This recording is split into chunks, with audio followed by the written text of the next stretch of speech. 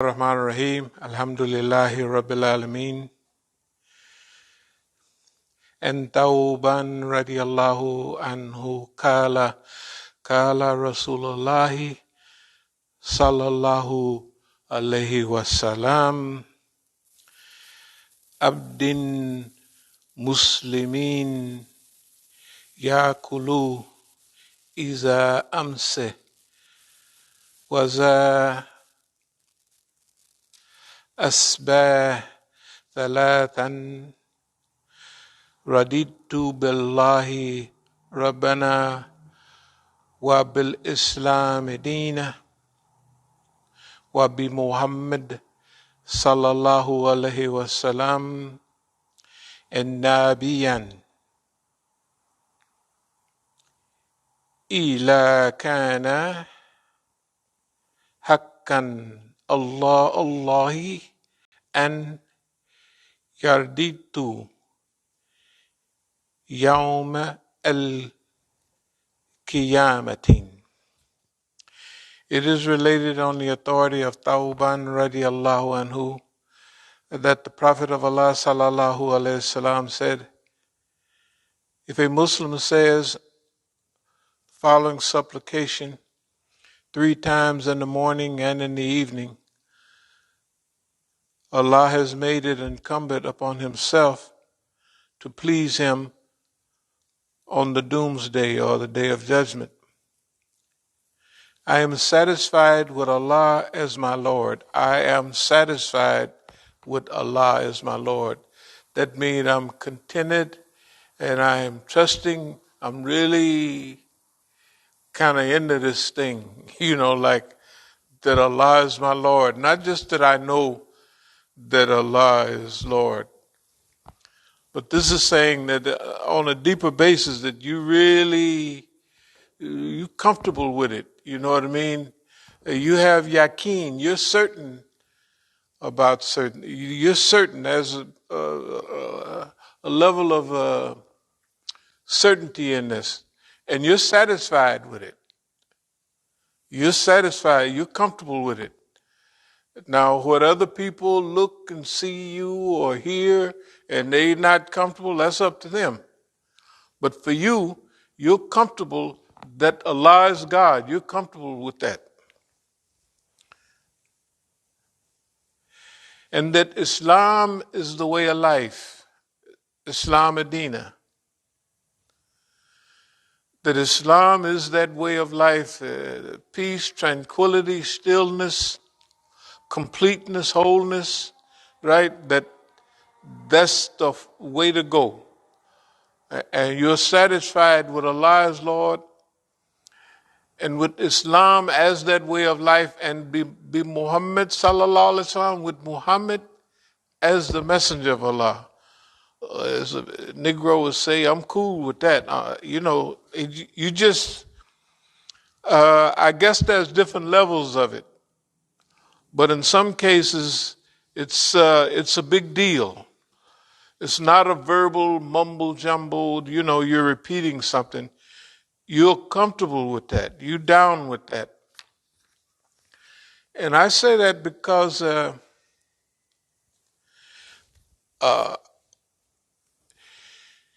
in what we're dealing with right now, a person that's coming along with us gonna have to be secure with this right here, that Allah is God. Because all the things that you read about and hear about in history, you're going to come up against. And it's not just normal day-to-day stuff. Sometimes things are outlined for a people or a person to do some special stuff.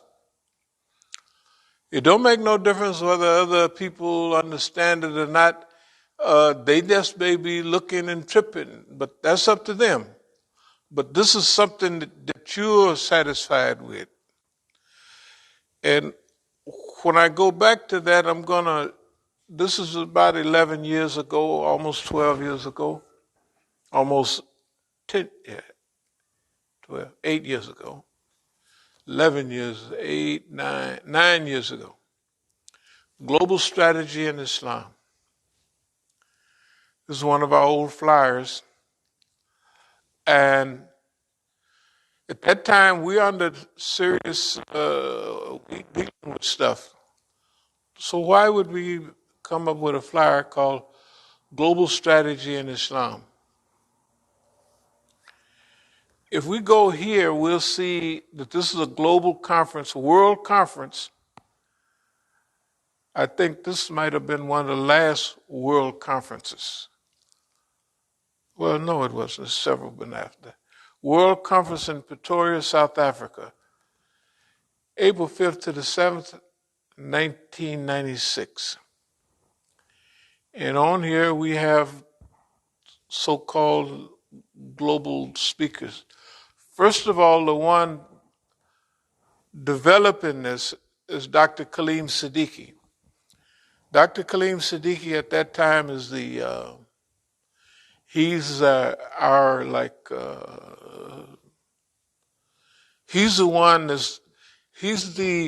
leading ideologue on the Islamic movement at that time amongst the Sunnis. He writes and talks, and he actually, when the Shias want to know what, he's written books on Iran and what it is. And when they wanted to know in the early years, you got to remember, in the early years, the people in Iran was so bogged down in fighting for survival for 8 years that they didn't have the time to think a lot about what this whole big picture. Because there's a war. Saddam Hussein started a war with them on behalf of the West and the Arabian countries to stamp out Islam. And Iran didn't have an army, and when it was attacked, it was serious. They came 80 miles, 90 miles into Iran, Iraq, their neighbors. So Dr. Kaleem Siddiqui, if you read some of the books, Stages of Islamic Revolution, he have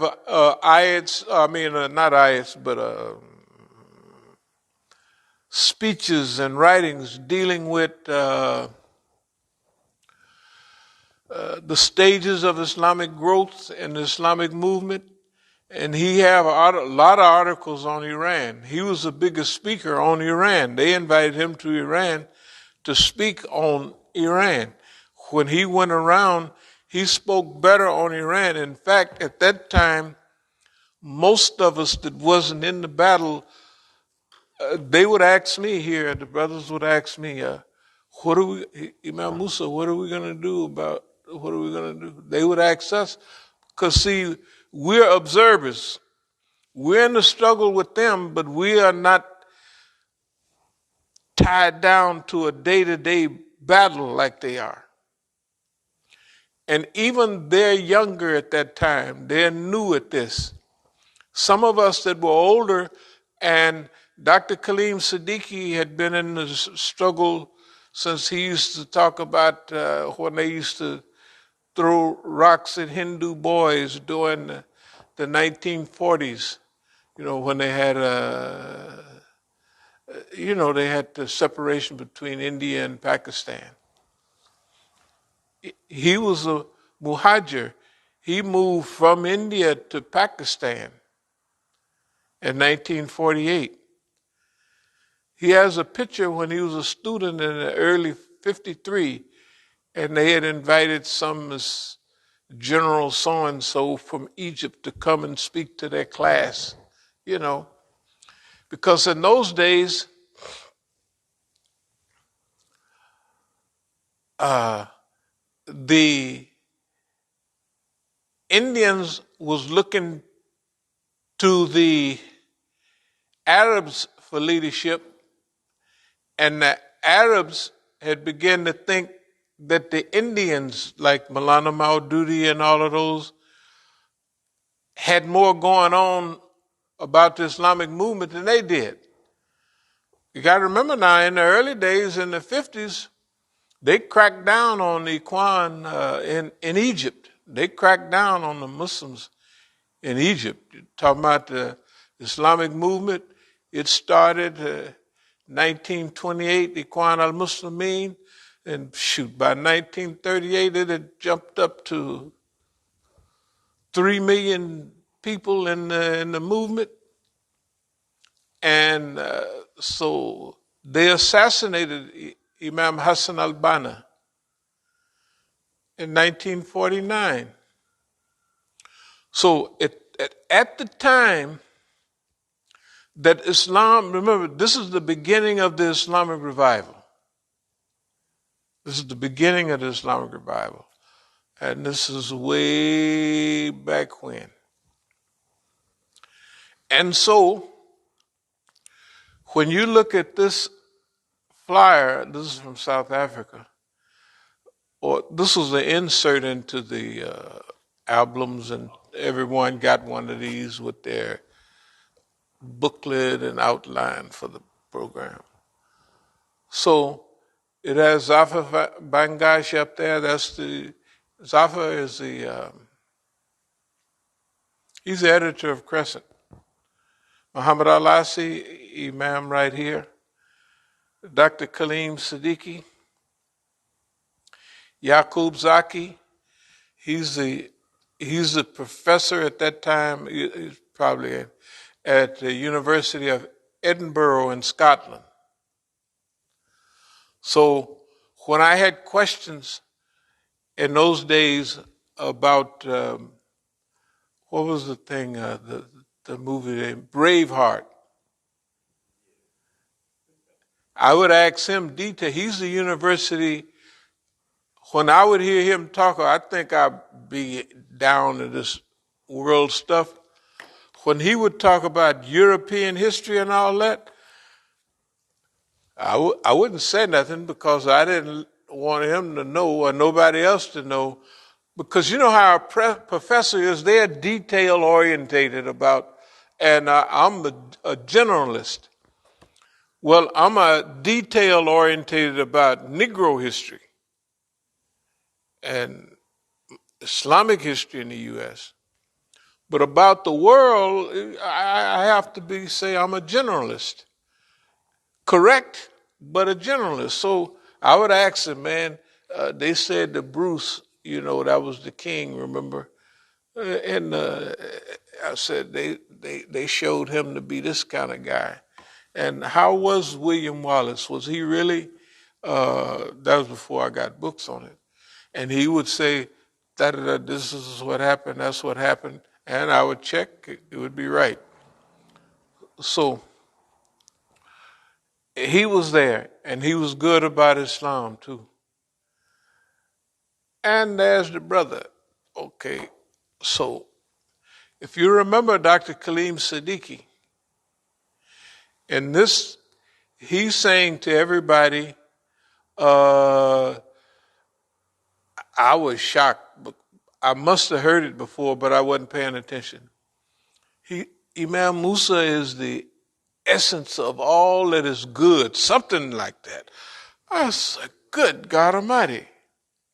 I mean, that's what he was telling everybody was, let me go back a minute.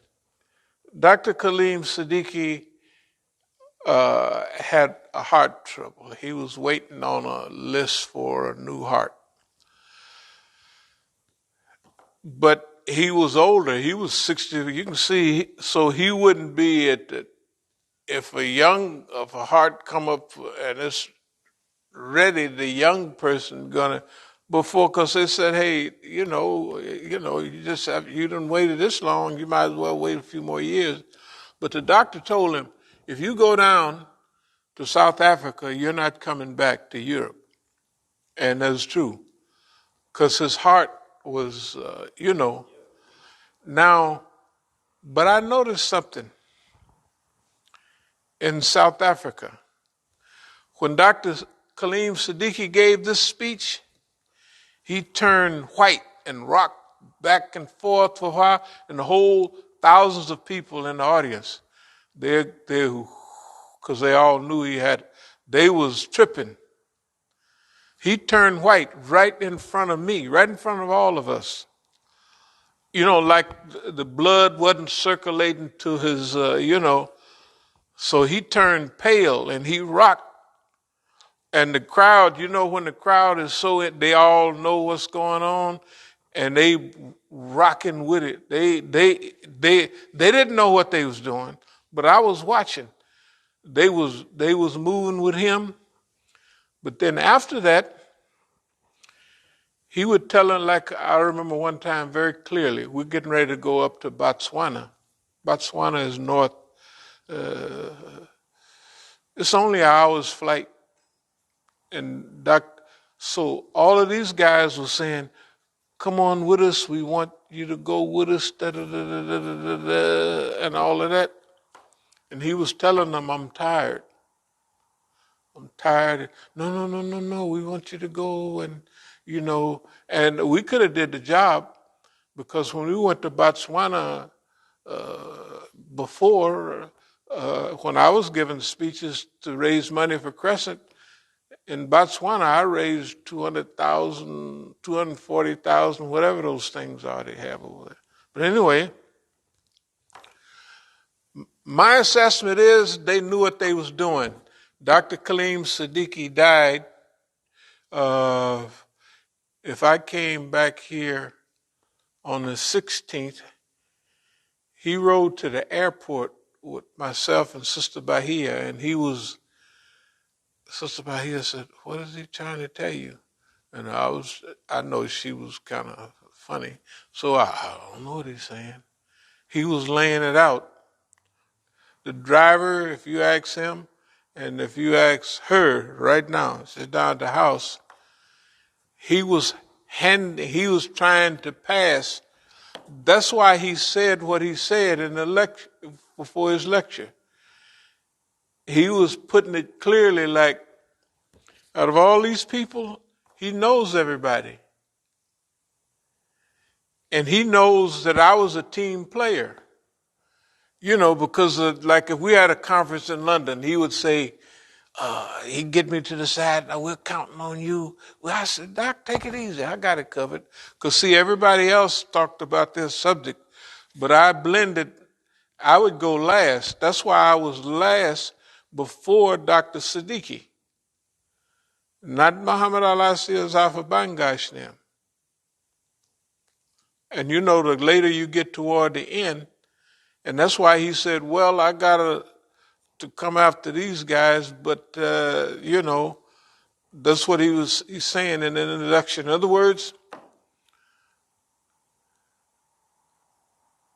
they did as much as they can to tire him out, to overwork his heart. When we was on the plane getting ready to go to Botswana, because the plane didn't come, the commercial plane. So the guy that was inviting us up there, he's, of course, the richest man up there. And he has he has a game reserve of his own. And when I was staying there, I stayed in his big house on the game reserve. It's a game reserve with game, running around. And so I asked him before I went swimming, which I never did, I said, is there any alligators in that? It was a big lake on the property. And they say, well, it's not but one. I said, okay, fine, that's fine. To me, it's sufficient. I never went swimming, and no, I didn't go swimming. There's beautiful water, beautiful. I mean, this is a beautiful house on his extra house. He sent his personal plane to pick us up, because it's only Botswana, it's 4-hour drive, so it's only an hour. The flight was less than an hour. In those, he sent, those jungle aircraft people that send people out on tours and all of that. He do all that. And his brother, He's the biggest, his brother owns the biggest car dealership, Mercedes and all that in Botswana. And he's the biggest, anyway, that's the way they are over there. That's the people we run with. Those are the people that were supporting Crescent. The people in South Africa, and their names are on here, they were, and they are, of course, they're richer now than they was then, but they are very rich. They're the richest Muslims in South Africa. The richest. It's the whole family of them. And that's who would support our anyway, this is 25, 26 years, 20, long time ago. So these are the people then. You could tell my beard was even black then. There was one or two few strands of gray. Okay. Now, global strategy of Islam. It's one of our flyers. This flyer way back in 2012. These are kind of older. This one's 2013 too. The Triangle of Terror, right? But they all say the same thing. This is the Triangle of Terror too, but it has racism, USA, Zionism, Palestine, and apartheid. See, this is from the 90s. This one is from the 90s, 89. This is probably 89. So the Triangle of Terror at that time was the same one as South Africa, right? It's the USA and it's Zionists in South Africa. I mean, in the Middle East. Okay, now to get to the point. Years ago, global strategy of Islam. So we've always been thinking on a global level. And that's why Dr. Kaleem Siddiqui was saying what he was saying about me, because we talked all the time. And I like, if we was having a program in Texas and Dallas, we'd get up. The other guys wouldn't, they just have tea, coffee, whatever they having. But Dr. Kaleem Siddiqui had a bad heart, and he had one of the rituals he had was walking. He had to walk every day, and I was a runner. So instead of running, I would walk with him. We'd walk and talk. And this was at every program we had. So technically, the other guys thought they was closer, but actually, and I didn't know it until he made that statement, that psychologically he was closer to me and he understood me better, and that's why he was saying what he was saying. But what he was saying was all these concepts, creating the new global order, of Islam, he knew I understood it. And he also said in his just introduction, he says, did anybody hear the part about racism where he said, we all know about racism. But this talk that I had just gave on racism, hey, that's what he was saying. He said, hey, man, that's a whole new deal there, that somebody around here understands racism, and we're living in the most racist. We're living in apartheid. Apartheid is just over. But apartheid may be gone, but it ain't gone in nobody's mind. You know what I mean? Just because you ain't off the plantation don't mean that you ain't still thinking like a slave. You know what I mean? Look at the Negroes here. They've been off this plantation, and then they moved right back here to the last plantation. That's what they call D.C. That's what I used to hear when I used to. Okay, let's get to where we want to go. Dear believers, we are right in the mix. So what I want to talk about today, I want to talk about a little bit about World War I, World War II, and World War III. This morning I was listening to, I guess it's press, about Afghanistan, and they were, well, I wasn't listening, I was watching, on press TV about Afghanistan. And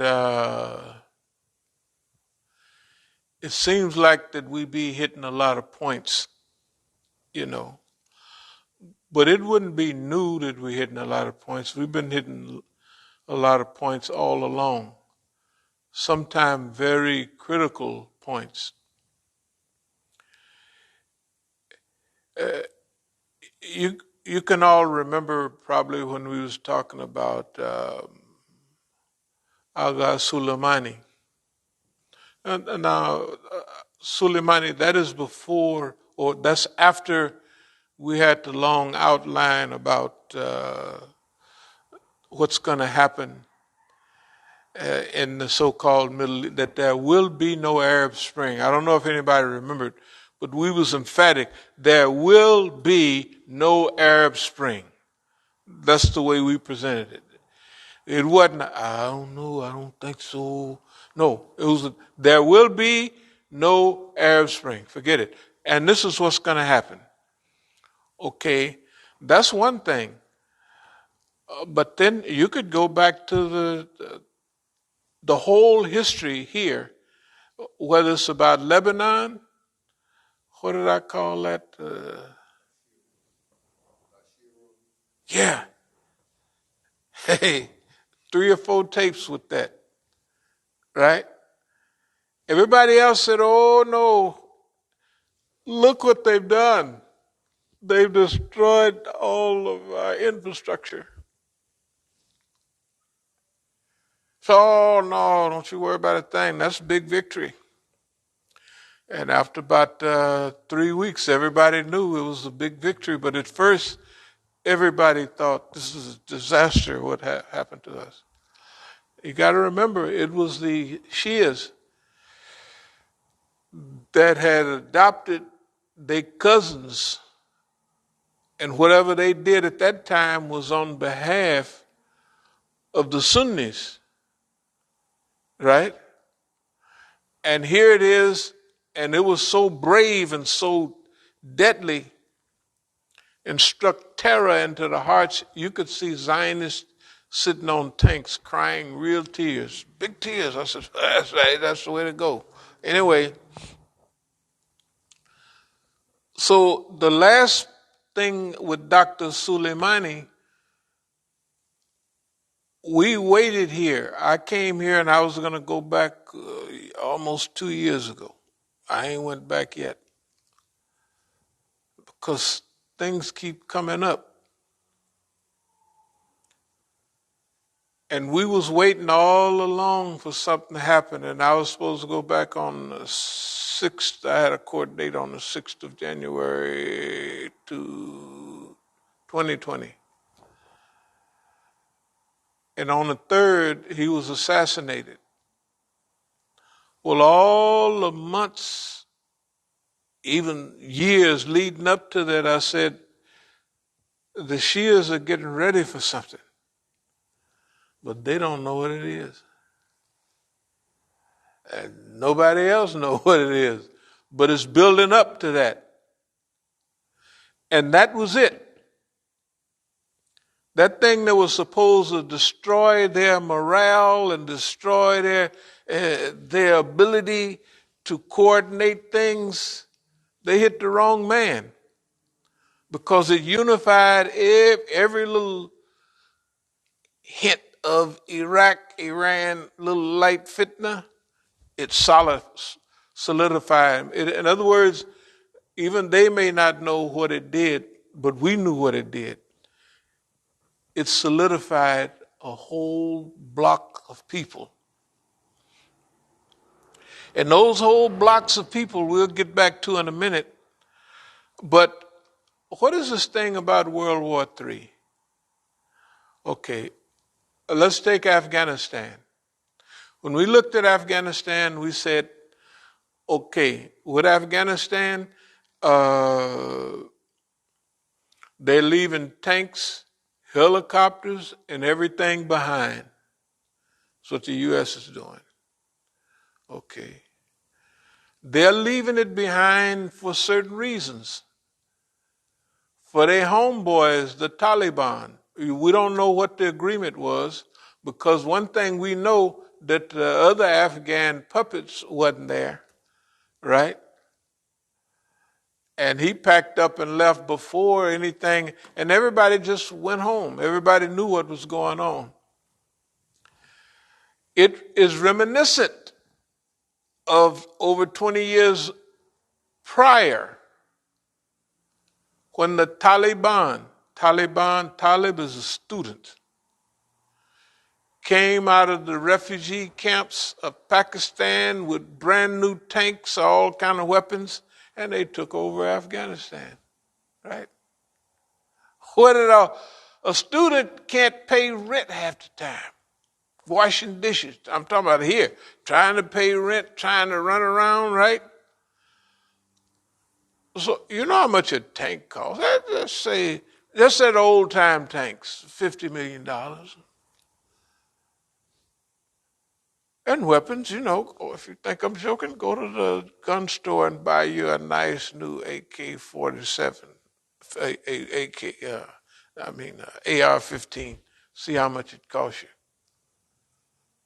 If you're a student now, and not no supported student, but a like us student, barely getting by, go down there to the gun store and buy you a few brand new pieces.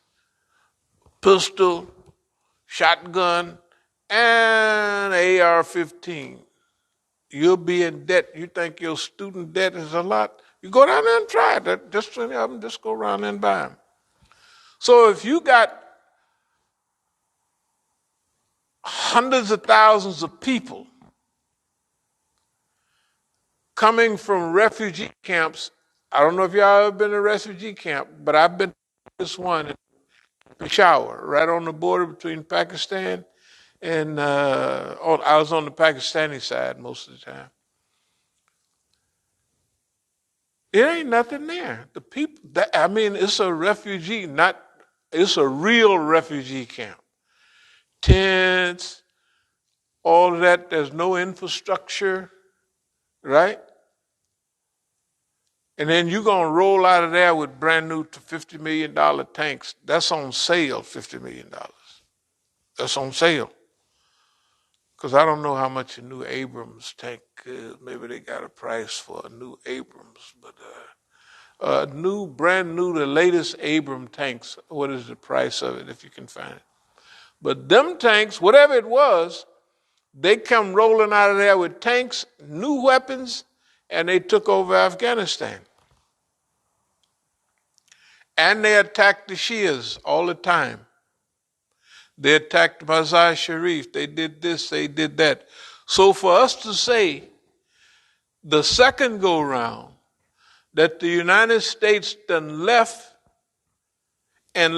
all of those weapons there for them, they left them there for a reason. You see what I mean? They left them there for a reason. They left them there, huh? 8.5. Okay, you got 8.5. I saw 8.5 million. That's what I saw. Adjusted for inflation. Oh, yeah, right. Adjusted for inflation. 8.9. I got 8.9. He said 8.9 million. 9 million per tank. 9 million per tank. When I was in Africa, here's what they said: for one jet fighter, they could build a whole university for one.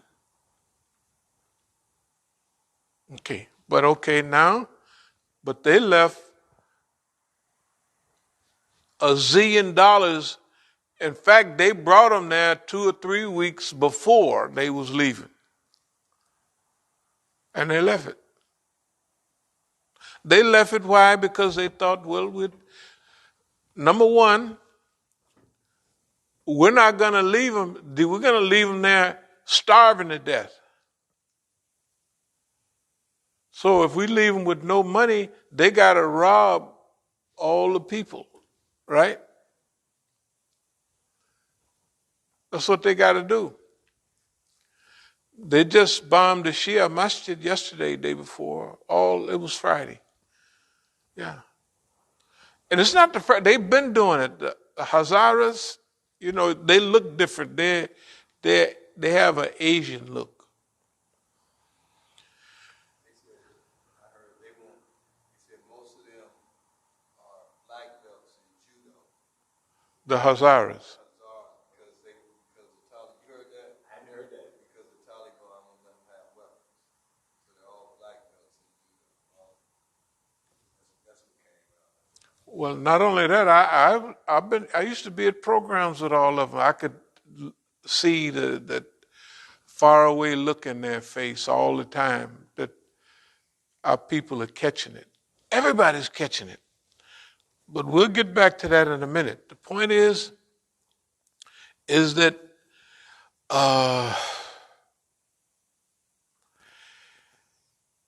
if you go back to does anybody remember what the Great Game theory was all about? The Great Game. If you go back to the 19th century, the Great Game theory was Russia and England, the British Empire, and the Great Game theory met in Afghanistan. And Afghanistan was the Afghanis was whooping the British to death. And they whooped them more than one time. Khyber Pass in 1854 was one. But anyway, now the Russians didn't get their whipping till they came in the last century. But can you imagine at that time, I think the population hadn't exploded. But at that time, the population was 16 million in Afghanistan, and they killed 1.6 million people. 10% of the population. That's a lot of people. And they ain't giving up. What are you talking about? I said, well, anybody would have sense to leave them alone. So the U.S. stayed there 20 years. And the U.S. is dangerous at all stages. When you're getting tired, my partner he fought for the championship. In fact, he trained George Foreman. He's a good friend of mine. And he used to teach me a little bit.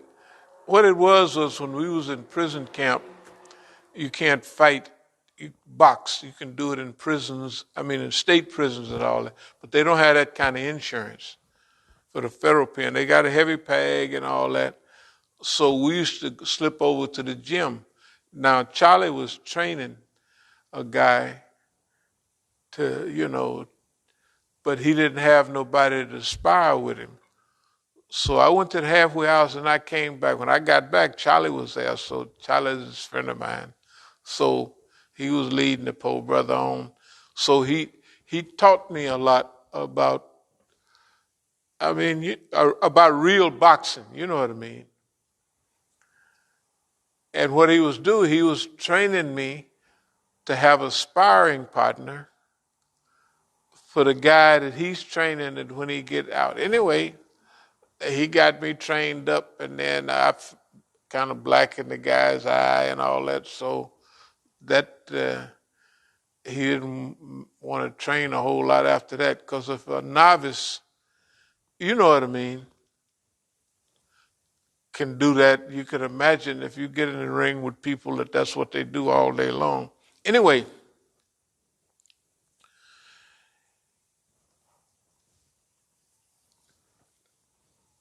when we were, the best way we can look at it is like this. We're in a state right now, and it's not new to us, the global strategy of Islam. Global strategy of Islam. The government knows where we're coming from, and they've been knowing where we've been coming from. They've been knowing that.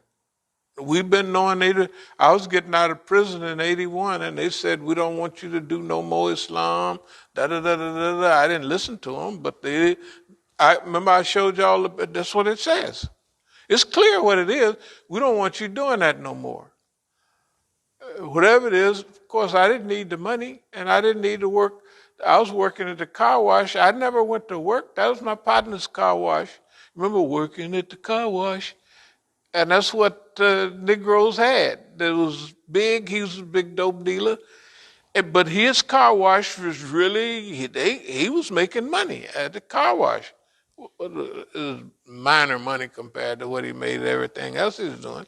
But that's what he did. He'd be there with his car washing clothes on, sitting in his little office, you know what I mean, washing all the cars.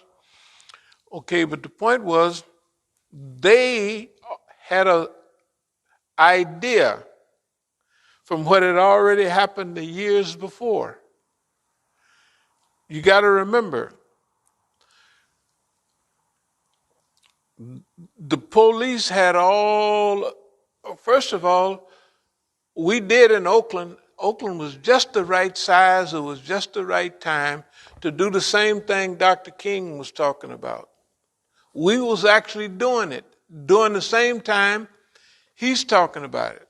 When the man was talking about, Dr. Franklin was talking about black power, that he had heard, he's talking about what he had heard from so-and-so. That was 1969. That was right in the middle of what we was doing, what he was talking about right then. We was doing it in Oakland. What was Oakland? It was just the right size. Chicago, New York might have been too big. It was just the right size, just the right time it's an area where if you get around, you know the whole, that your city, both sides of the city, you know it, or people know you, and if you got enough going on, when they see your car or cars, they know that go big so-and-so, that goes such and such, and they all do this, and everybody know exactly what's going on. And they're pretty accurate too, because they see you walking down the street or driving down the street, or they go to your record shop so they know how many businesses, they think they know, how many businesses tied to each other. That was a wonderful time. We were doing black power when other people was talking about it. And when they killed Dr. King, they killed him. We're not having that. But you got to remember, we slipped up on the white man. We slipped up on him. Remember I showed y'all the two pictures? This is the one, you can see the free Huey Nutton, black jackets, stingy brim, all that. And then I show you the other picture. White suit, mink hats, mink buttons, all that, alligator shoes. And like I say, that was a disguise. But it served purposes, big purposes. Number one, to get everybody's attention. What do everybody want? Cadillacs. So if I bought advertisement on the radio and the television, I would pay so much money for it. But if I bought 4 or 5 people brand new Cadillacs, okay, that costs so much money, but I would pay 10 times that much buying advertisement, right? Think about it. You go broke going down the radio station. I used to say, how much it cost for that? I said, shoot, I ain't getting no advertisement. It's too expensive. But I could buy one Negro a new Cadillac, or just about new Cadillac. Guess what? That gets all, you won't believe it, how much people talk about it. Remember, in a town that size, everything is going. So all they talked about was us. So I would go by somebody, I'd see a friend walking down the street. Man, you looking. We would go to school together when I would go, that much, but we knew each other in the neighborhood. Man, you're looking pretty bad there, brother. Man, Big Hank, you really doing, I'm telling you. I said, man, come on with me then. You ought to be happier than that. Boy, nigga, you look pitiful, I tell you. Come on down. And I'd buy him a Cadillac. You happy, nigga? Yeah, man, I'm happy as I can be. I mean, but I actually would do that and everybody know it. And I was doing it because that's what I did. But the advertisement, I would have to pay $100,000 for that. All they're going to talk about. And every time you drive down the street, instead of having a sign, you can send them down the street in a new Cadillac with Vogue tires on it and stuff. Hey, man, it was unbelievable. So, anyway, we had something going on and we were ahead of our time.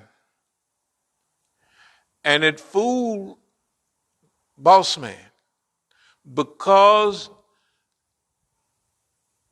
he had started me to selling whatever it was. In fact, I'm going to get the people collaborated when I get back out there. When I get out there, I ain't no hurry to get back to California. You know why? I'll get to that in a minute. The mission that we're on now is the mission. It's an unbelievable mission.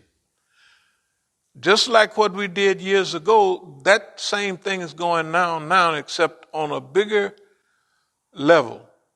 Why? Nobody is thinking about the whole global Islamic movement. They don't have time. And nobody's feeling about how everything is intersecting. They're looking at their part. They're looking at their part. Iran is doing a wonderful job. There's no sense of lying. They're doing a wonderful job. They have themselves and they survived. You ought to see them, the way they building whole new industries. Oh, man, they're doing a good job, right? I mean, they're moving into high tech. They're not moving into it. They're high tech. And they're not way behind. They're not like in the 80s when the war was going on. If you'd be, it was smoky and dingy and you couldn't buy nothing. I wanted to use Iranian toothpaste. You couldn't get none because it was too busy. Everything was imported. They had Pepsi Colas coming from across what's the name? Iran cola tasted so flat that I used to laugh at it. It used to taste like Inca Cola. Y'all wouldn't know this. They got an Inca Cola in the market now. I don't know what it is. But they had an Inca Cola over 50 years ago down in Inca Cola in Peru. It was the worst tasting, flattest, and that's why I said Iran's Coke in '89 tasted like Inca Cola. But now they got it going on. They was at a war. They didn't have time for all of that. I'm telling you, okay, but they came through. Now, our position is a position that's been developing all along. We didn't just get here. We've been here all the time. We've been here all the time because you got to remember, Dr. Kaleem Siddiqui knew it. The Iranians knew it. All of them knew it was here, and everybody knew it. that was kind of global in thinking, right? They knew, number one, a Negro leave here, he goes to Europe or hang out there, but he goes to Algeria, he goes over to Egypt, he goes to Sudan, and down to where Idi Amin was, he's taking over. I was at the airport when Idi Amin was taking over. In Entebbe, I saw all the guys, these big muskets. So I said, well, that's what they do down here in Africa, in black Africa. And when I got next door to Tanzania, that's where I was going. The president there, Milton Obote, he was over in Uganda. He was there, runoff. And Idi Amin was liked by everybody except white folks. Boy, white folks hated him. They said he had white, and then, you know how they did him. He big old black nigga, black, dark-skinned brother. He says, and he used to be part of the Scottish Rifles, a sergeant in the white man's colonial army. Boy, if we make you the chief over here, you do right. Yes, sir. I do. Yes, sir, I do right. I do just like whatever you say, I'll do it. 2 years later, white folks was carrying him on them sedan chairs they used to carry the king on.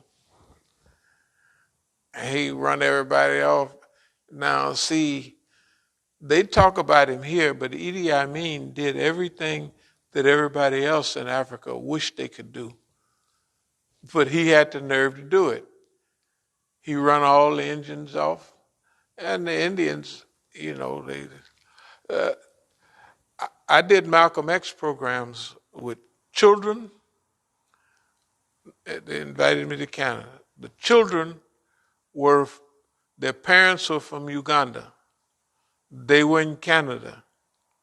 You go see, I remember one of my friends, his daughter, they had a Malcolm X shirt. I would go there to speak on Malcolm X. The people that was inviting me there was the children of the Ugandan refugees that was kicked out. And I would ask them what was happening.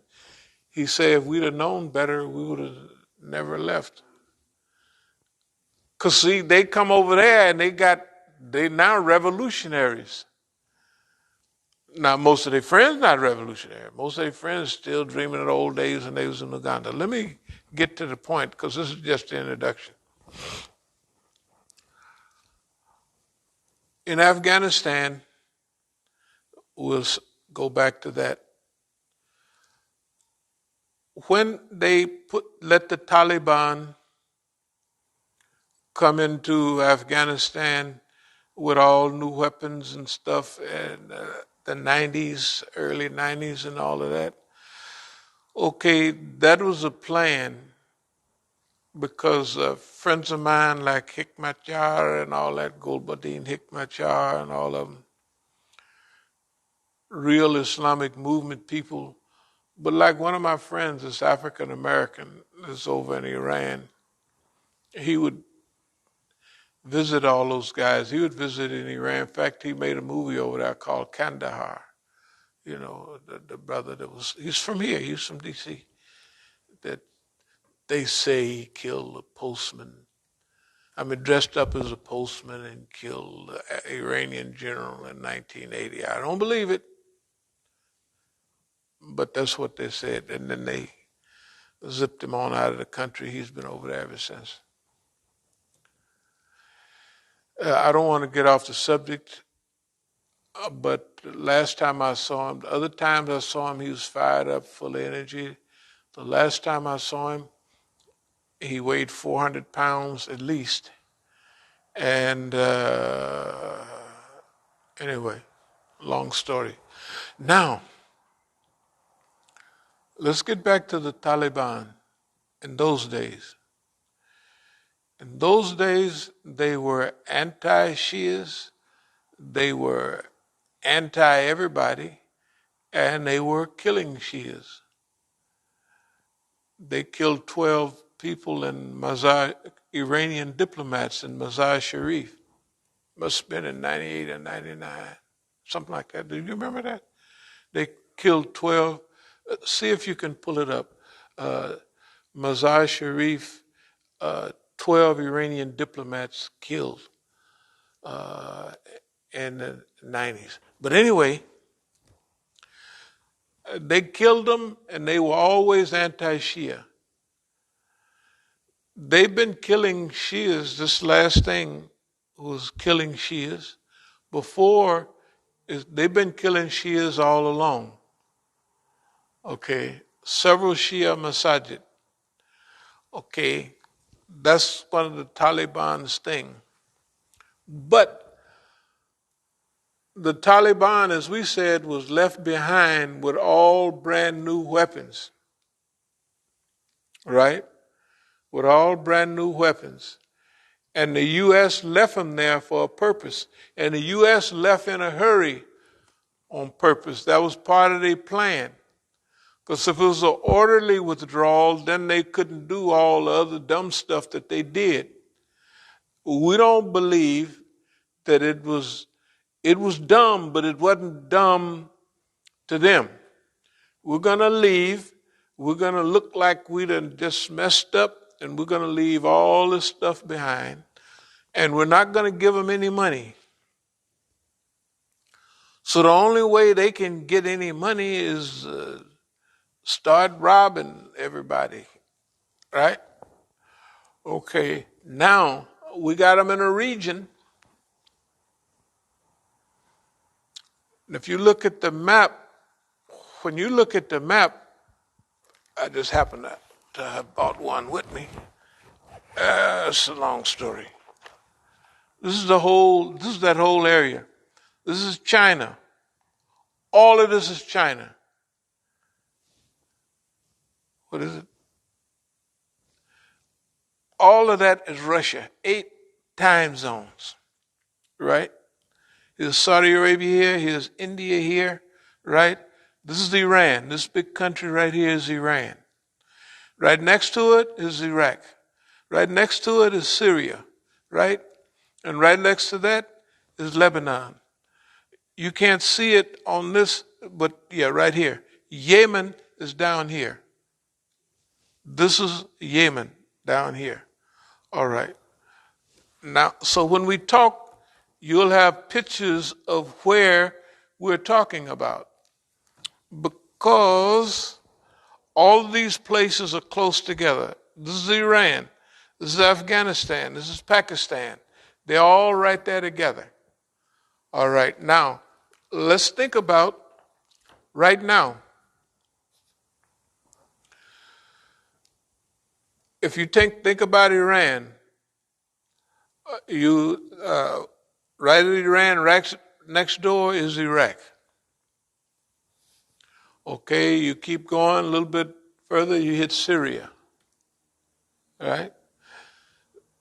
Lebanon used to be a part of Syria before the French, World War I. Sykes-Picot, they just cut off these. Hey, you be Lebanon instead of Syria. Okay, so you have those places. Then down at the bottom, over a little bit, you have Yemen. Okay, now Iran is managing all of that. If you notice, Iran has sent shipments. Iran is doing a good job with Lebanon. Iran is doing a good job with Palestine. Iran is doing a good job with Palestine. In fact, Iran is doing basically a good job. Okay. I'll get to this satellite television and all that in a little while. But someone has to tell the Iranian people how well they're doing so they won't fall victim to propaganda. So we're saying right now, we're going to start our own Voice of America, not Voice of America. call it a Voice of Islam or something like that. But it will be advertisement, the same type of advertisement as the word propaganda. We'll mix that up there in there. Propaganda. Yeah, but remember, so we got all of those people, they're doing a good job. It looks like they're going to hold on. So Iraq is fine. Not fine, they have an election today. Iran is fine. Iraq, Syria, Yemen, all of them need to be rebuilt. Right? Our suggestion is rebuild them. 21st century building. Right? With all, whatever, sun panels, they got a lot of sun over there. Whatever, right? Rebuild them. Use that. Use everything that the people have done. You got to remember, the Zionists always, they're at the root of all of this. Iraq was there with a big army. He done fought Iran. There's 4 million people in his army, or something like that. So, when the war with Iran and Iraq is over, Saddam is left with that big army. So they say he's been a good tool, but we got to get that army back. That's why the U.S. went over there in 91. Because they left him there with that big army. 8 years of fighting, they didn't develop a certain amount of discipline. And if you take Iraq on this part and you take Syria on that part, that's a lot of Arabs with a lot of fighting ability, right? So we got to get rid of that boy. That's who got rid of Saddam. He had his Arab stooges go to boss man and say, boss man, he's trying to take his money back from us and he's been a bad boy. Does anybody remember April Gillespie? The ambassador, that woman ambassador to Iraq. Saddam asked her, it was on the damn television. He's hitting like, I'm going to hit these people. They're talking about they want their money back. And all us and got killed for them bombs in Saudi Arabia and Kuwait. She says, we have nothing to do with inter-Arab affairs. Isn't that the vocabulary she used? Inter-Arab affairs. Green light. They gave him the green light. Then they say, hey, we're going to do this. They didn't even believe, he didn't believe they was going to do nothing. And he come out there on the desert in the open with all them old raggedy tanks, and they just walked, they just did, it was unbelievable how they did it. Unbelievable. I heard this recently, they were talking about how supposedly he recalled and said, don't invade us. Mm-hmm. Called Bush or somebody and said, don't invade us. And they did. No, see, the Zionists you got to realize, the Zionists invaded, they messed up Saddam's atomic energy program in 1981. They just flew over there. Who can do that? They can do anything to anybody they want. The Zionists can. The Zionists can. They're doing it right now. They do stuff, and then they blame it on other people, and they say, yeah, y'all bad. Anytime they want. But don't worry about it. It's going to cost them. Remember we talked about strategic alliance. That's Iran, that's Iraq, that's Syria, that's Lebanon, and later on Yemen. And they look like they're holding. Everybody's holding. They're going to need to be rebuilt. So all they have to do is have high-tech support from around the world and let Iranians and Syrians and Iraqis rebuild their whole country under new technology. You see what I mean? So that we're going to take everything that was supposed to be bad for us and use it to rebuild a old, inefficient, right? A whole just inefficient, down-to-earth countries, and we'll rebuild them. They're doing that in Iran. I don't know if y'all saw pictures of what Iran looks like, but they got stretches of high-rise buildings, 10, 15 stories high all over the place. Iran is 12, 15, might be 18 million people. It's at least 15 million people there. Every time I go back, it's spread out miles and miles out there. It's just keep growing. Ain't nothing you can do about it. Okay, so here's the scheme. Here's the thing. Global strategy of Islam. Number one, it's already happening. The first part about that we talked about in 2011. That's right, 10 years ago. That's already happened. What we talked about before 2006, when they invaded, right? Okay, all of those things step by step. Now we're in a new phase. What we said a few years ago is now what will develop off of that. What should develop off of that, what we expect according to global situations is, let's call it World War III. It is World War III. Why is it World War III? World War I was a triple alliance against a triple entente, mainly the Ottomans and the Germans, mainly, right? Fighting everybody else, the British, the French, Technically, they lost that. So they broke up their Ottoman Empire. That's where Iraq, Syria, Sykes-Picot, all those places around them, that's where all that came from.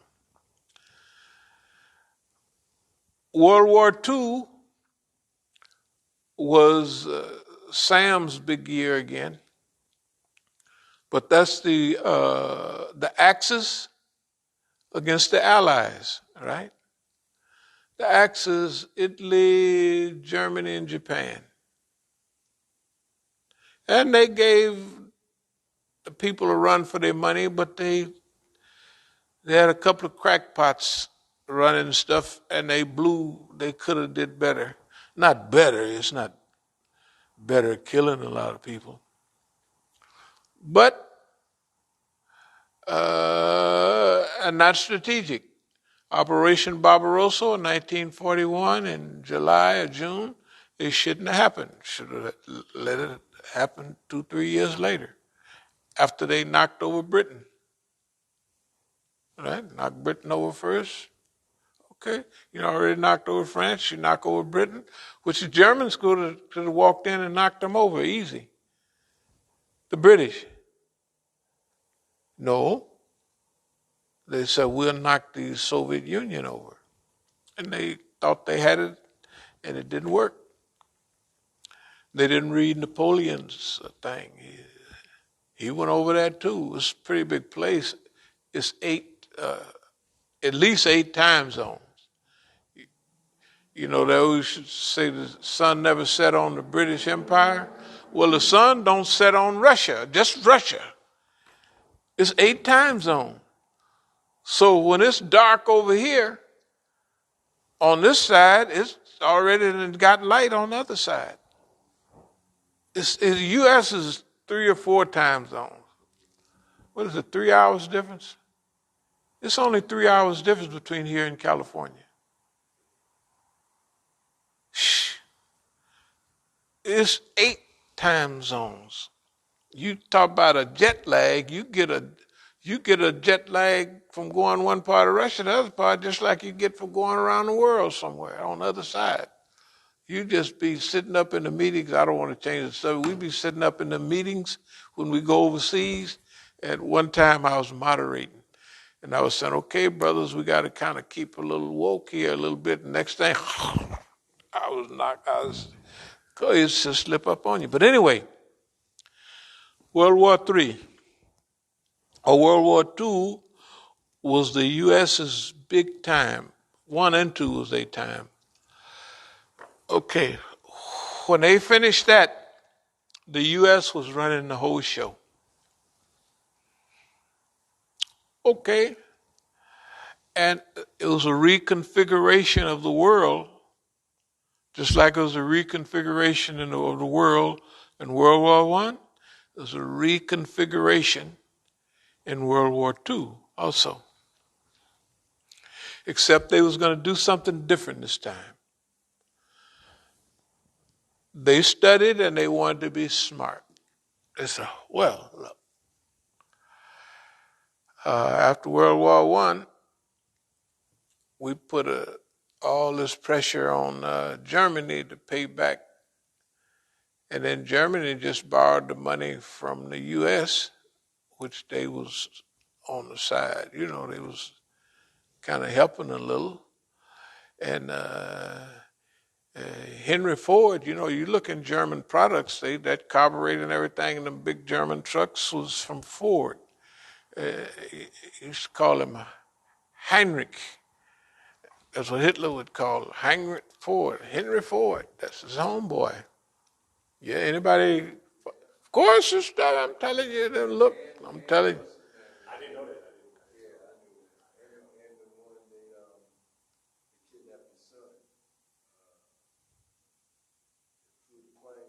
No, his daughter, was that his son or daughter? Charles Lindbergh? Yeah. Yeah, the child, the Lindbergh kidnapping. That was the biggest thing that went on in the late 20s. But Lindbergh definitely was, Lindbergh, I guess he would be, you know. And now you got to remember not to go back in history, but it was Germans in America. That's in the early days. They still spoke German, and all the German neighbors all throughout the Midwest. That's what Germans, they spoke. When they wanted translators, they just said that, how's your German? They said, is it just pidgin German or is it real German? And they'd have guys say, no, I'll polish up and they had American soldiers. And during World War One, when they had a Christmas holiday, they stopped shooting. Of course, the brass guys say you can't stop shooting at each other. But the soldiers stopped shooting at each other. They had a Christmas celebration. They were the big brass. You can't be doing that. And the German soldiers on this side was talking to the Germans. The white folks in America, they just all sitting back. Oh, huh? Yeah, man. The soldiers had more sense, but the brass, they told they could ring them up, said, y'all got to get back to fighting. We're not having no more of that peace and holding hands. Because, the guys out there getting killed by the millions, they don't want to be running out of that foxhole and all them bombs going, hey, man. So hey, man, can you shoot over that way, shoot up in the air? If you leave them around long enough, that's what they're going to start doing. Okay, we out of stuff. Yeah, they just shot all up in the air. The only way you die is a bullet fall down on you from way up there. Anyway, let me get back to World War One, World War Two. Why is this World War III? Because this is a global war. And now we want to kind of line it up a little bit. Uh, we already talked about the usual suspects in the Middle East. But remember now, we got the U.S. going into the war drums with China, the war drums with Putin, right? That's all they did. All of a sudden, China is not friendly anymore. Well, China shouldn't be your friend because China did the old, white folks get mad. That's why they be mad at me all the time. The white folks mad at them China. Oh boy, I'm telling you. They're just mad at them because they just Chinese laundry man, that white man, all bossy, bossy. And the Chinamen just steal everything, and he couldn't send nothing over there. They call it transfer of technology. If you're going to make cars here, we want the whole things from tires to everything. We want the transfer of technology so we know how to do it. They saw these boys so far back in the woods, they won't know nothing about how to, and they gave it to them. In the 90s, 2000, by the 2000s, it's starting to look different around here. Now, 2 years ago, when Boss Man finally woke up, you know when he woke up? When, what's his name, gave that talk on Chinese characteristics. That we're going to transform things, and we are, but with Chinese characteristics. Just think about it. Go back 2.5, 3 years, they was mad. Why? Because they believed that their liberal democracy, whatever they call it, once people get rich, they're going to do that. And they'll always be grateful to good old America.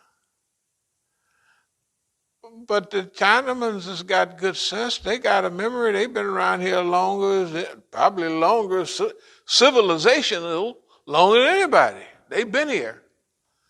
And they done had ups and downs, and you know what I mean? And they like the Persian Empire, all of those people been around.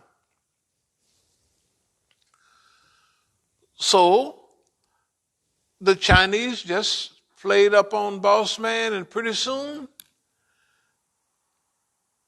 hey, they had knocked him over. Boss Man wasn't number one anymore. Or if he was, he's number one in words. Boss Man is sad. The ships come into America and drop off everything and go back empty. It's import, no export. We went from fat wealthy to fat poor. We're still fat, but we're just poor. That's worse. See, if you're fat poor, you get fat and lazy too, and you don't want to do nothing. And you watch TV, pick up another 50, 60 pounds and get even lazier.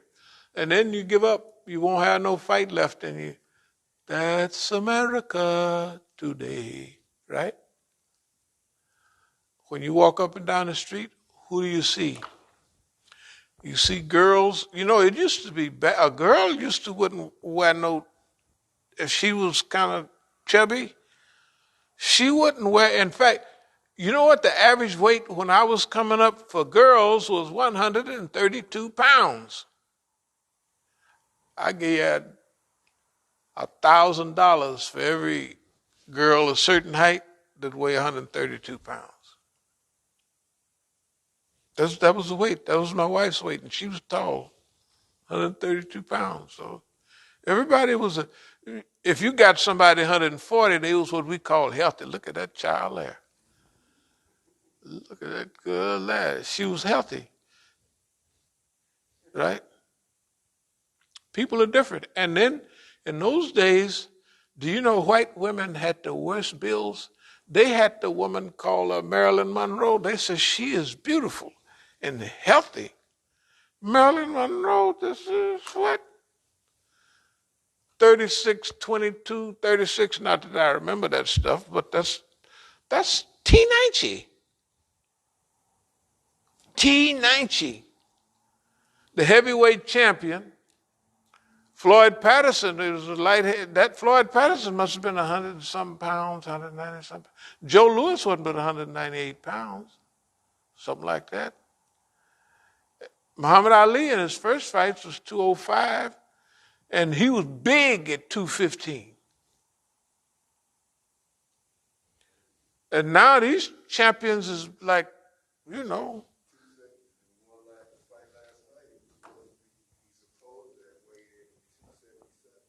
277. Those are giants. You couldn't. Those are like, that's like a lot of weight, man. The human being is different size now. That's what I'm trying to say. They're not only taller, but they're like all of that food that we have, we're actually eating it. We're actually eating it. I don't know, obesity, what's the population of 33% of the people? Something like that is obese. Huh? That's right, the military, they can't get people, they gotta send you to a training session to get you ready to say, I'll step across the line, right? I'm telling you, things have changed, okay? That's why, historically, that's why I not make fun of the people, but historically, when people are stepping into, that's the thing I thank Allah for. When I would be doing stuff and I say, that don't. Well, if I had to hear something 3 times, I thought I was slow. I thought that what I was doing, that I was slow, because I would see it once. I know what that is, but I wouldn't do nothing about it. And by the third or fourth time, I'd do something about it. Then I looked at everybody else and I said, they don't never get it. So I must be quick. In other words, you look at something very seldom the first time, you go say, I'm going to fix that, I'm going to change it. No, it goes over and over again. Some people, it goes like that forever. They never fix it. Okay, I was thinking till I measured myself with other people, I said, man, boy, you slow. Because you knew that long time ago. Or 3 stages back. Now, on America, they're going to use old time strategies for a modern time. So they leave Taliban behind, and they figure they run off like it's an accident. We don't know what we're doing. We're stupid, which they are, but they're doing it for a reason. Okay? But now, here's the thing about World War III. World War III is for this whole show. So, if you take Iran, Iraq, Syria, Lebanon, and then you take Yemen over there, Iran is making the right moves for what they're doing. But there's nobody sitting back pointing out the whole show about everybody's part in. Do you remember when we had a program and we talked about China and Japan? Now, what's Negroes doing talking about China and Japan? Think about it. But it's correct. It's really correct now. Why? Because the U.S. then conned Japan back on their side. But the Chinese, And I've talked to, I figured the guy I was getting the movies from, I figured he was a Chinese agent. Because the stuff we was talking about was too deep. I mean, we would talk about this type of stuff, about China and Japan, and he was da-da-da-da-da-da-da. I said, you're not no movie seller sitting in this wash house. You're a Chinese agent. At best, you're a double agent, playing both sides, right? Because we talking about the stuff nobody else talk about. Example, I said, yeah. I said, since you're out front, you guys, talking about China, should go on and, just do this, do that. He said, yeah, but they won't apologize. Talking about Japan, won't apologize for Nanking in 1937. The Japanese were brutal. Good God Almighty. The World War II was pretty, you mix the Germans and the Japanese, they were actually mean. As mean as white folks here with me and you. They good God Almighty. I mean, in fact, they were a little meaner because very seldom would the U.S. go down the line, bam, bam, bam, just shooting people. I mean, they get there, but it wouldn't be that fast. They're gonna get you. Don't worry. So we was talking about those things in detail. They won't apologize. Why don't you give them a pass? They do Bushido. It's hard for nips to, it's hard for them people to say, I'm sorry. They won't even say they're sorry to themselves. They kill themselves before I said, they'll cut their guts out. And y'all ain't far away. Y'all do stuff too. Y'all, I don't know what's going on over here, but y'all gotta straighten up, man. We gotta get some forgiveness. Y'all don't do that. Anyway, in Confucianism and all that, there's nothing like forgiveness. It's a psychological, it's good stuff, but it ain't no anyway, so World War III, a new alliance. New alliance, and we don't want to call it World War III, but we have to know it is going on. The United States is playing for keeps. The United States and their allies, the United States, the Europeans, and all of them, they look at the world like this: hey, we're losing out. Last 200 years, we've been on a roll. Don't look too good for us. The Asians and everything, they can outproduce us for nothing? Okay. So, new alliances. That first alliance in the Middle East is fine. The support network. We always talked about Russia, which flipped over at the right time. Russia got good reason. Putin got good reason. Russia's been here a long time. They didn't have the Russians won World War II.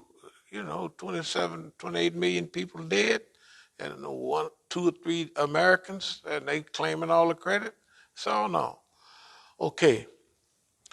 So you got the Russians and the Chinese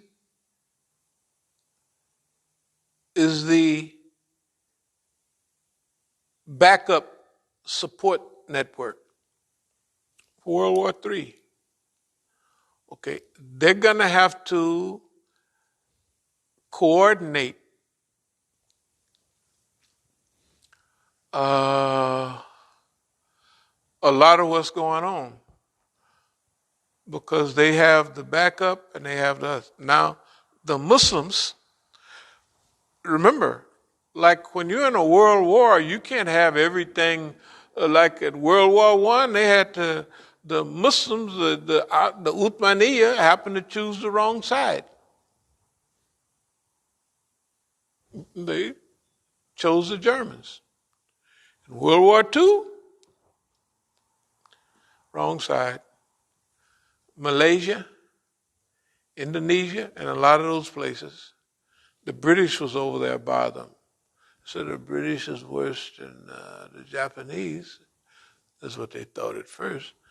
So after World War II, the Islamic movements and all that in Indonesia, they was on the Japanese side more by color and by this, that, and other, and Japanese propaganda. You know, it's a war of color and we're on your side. That's what they was telling them. I mean, good God Almighty, the bridge on the River Kwai, the way they killed all, it was pretty bad. Okay, so in this war, there will be some that will be left neutral, that they're not, to them, the propaganda is not calling it a war. In Iran and in that area, the Rahbar is talking to the people saying, we're in a war. Right? It's clear. And we need your long-range support to the people. We need you to stick with us. There's a few things that we're doing. You can't talk about in an election, well, this wasn't a free and fair election. It was selected. Well, in this war, we can't, you know, we can't afford to have you running around, you know, susceptible to Western propaganda and all that. We have to choose and set this thing up the way we know it'll work. You can hit to them and tell them that's what we did. They already know it. Everybody knows it. But tell them why. If you tell the Iranian people why you did stuff, they'll stick with you. They always have. You know, they always have. They'll stick with you. You just got to let them know, hey, this is kind of how we, you know. And incorporate people. Let people like Ahmadinejad get in and tell him, say, look, man, after we get through these 8 years with this president, we'll give you another shot. But support, bring all those people. You're the most popular guy in Iran. He go to a town and 50,000 people just show up just because they heard on the radio Ahmadinejad happened to go be in town. And the town, everybody's out for him. We can't have that on the other side. We need that to bring those people in here. This is for Iran. You know, he has to grow to be able to say, yeah, right? For the sake of the country, when you're fighting the enemy, we don't have time for opposition. I have an opinion. So what, you got an opinion? Bring it, come on back some years, we'll deal with it.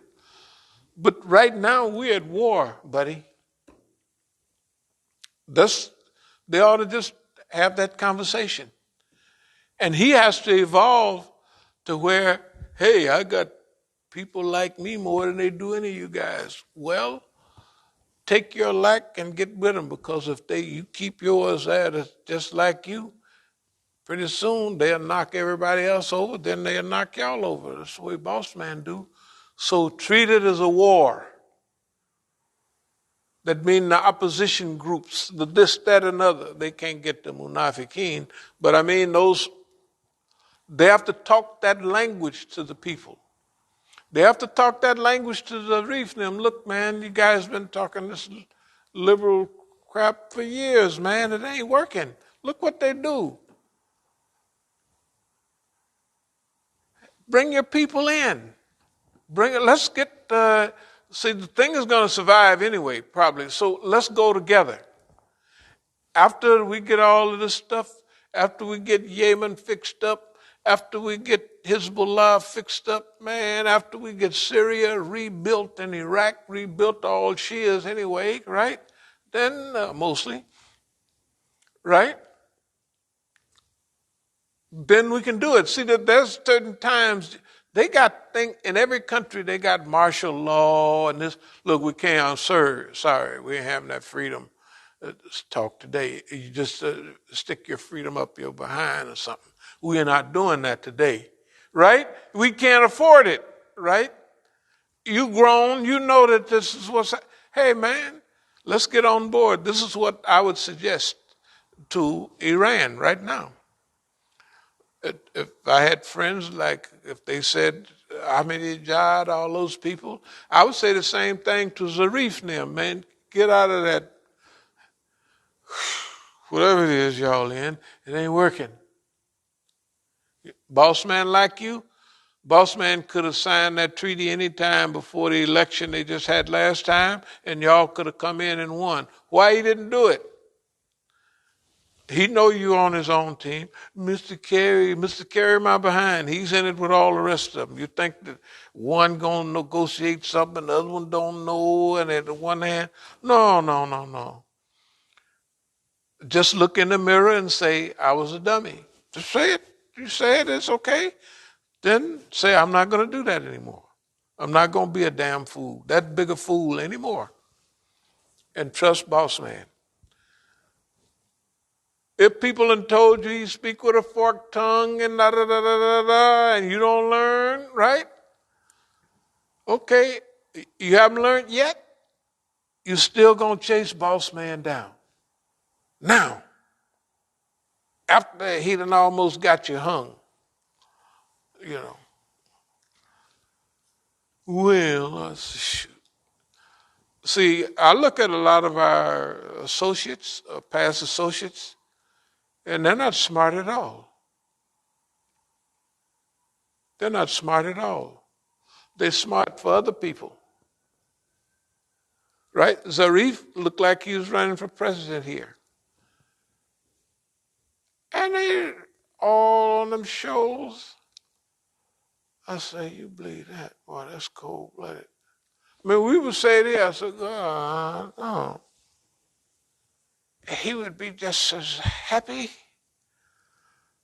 I said, boy, all he got to do is look in the mirror and say, I was a damn fool. Karazi, you're a damn fool, you're a damn fool. All y'all is just look and say, it ain't nothing. I'm not a permanent fool, but I was a temporary fool. That's all. Right? And everybody know it. That's why he couldn't get into nothing with nobody have him nowhere around, nothing that, and then he makes a dumb tape, right? And says all of that, and then they let the tape, as if everybody ain't gonna re-infiltrate each other. So he think he gonna say something, there's 10 guys in the room, and he don't think none of them, 2 or 3 of them at least, is on the other team. This is insanity. He's going to be in Iran. He's going to be talking to Iranians, right? Joe Soleimani and all them guys, you know. So they think he a big hero. He a big good guy. He's the bomb man. Do. And the people say, yes, he's the bomb. And then they go right back at what they report. You know, you got to at least say 7 out of 10. I mean, not 7 out of 10. 3 out of 10. 1 is enough. But they're gonna do that. They've been there had a constant thing for 4,000 years in Iran. Right? Just like the Chinese have had 5,000 years of civilization, right? And 4,000 of big time stuff. It had 50 million wars. Some of the biggest strategies come out of Iran. Same strategies we use. We just call them Negro names, but they're all natural. And when you read the old Chinese stuff, you say, "I'll be dog." They do the same. They's niggas. Before we was, or around the time we was niggas, but we was in nigger land. They was niggas in China land, right? Right? I mean, strategy, thinking about what they're doing. And so here we are now. This is modern time. This is the big one because it doesn't involve physical war, some minor physical fights around the country, but the info technology, we have to convince probably China we need a global communication network right away. China can do it. And on each one of those global communication network, right? If India do it, you can push on button Indian programs all over the world right now, 500 shows or something. Good God Almighty. Okay. Some is straight out propaganda. Some is VOA type stuff. They used to have Voice of America. You know what I mean? Just informational that leans our way. Informational that leans our way.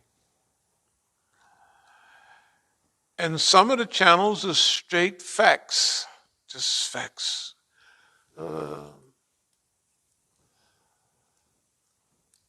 Unemotional facts.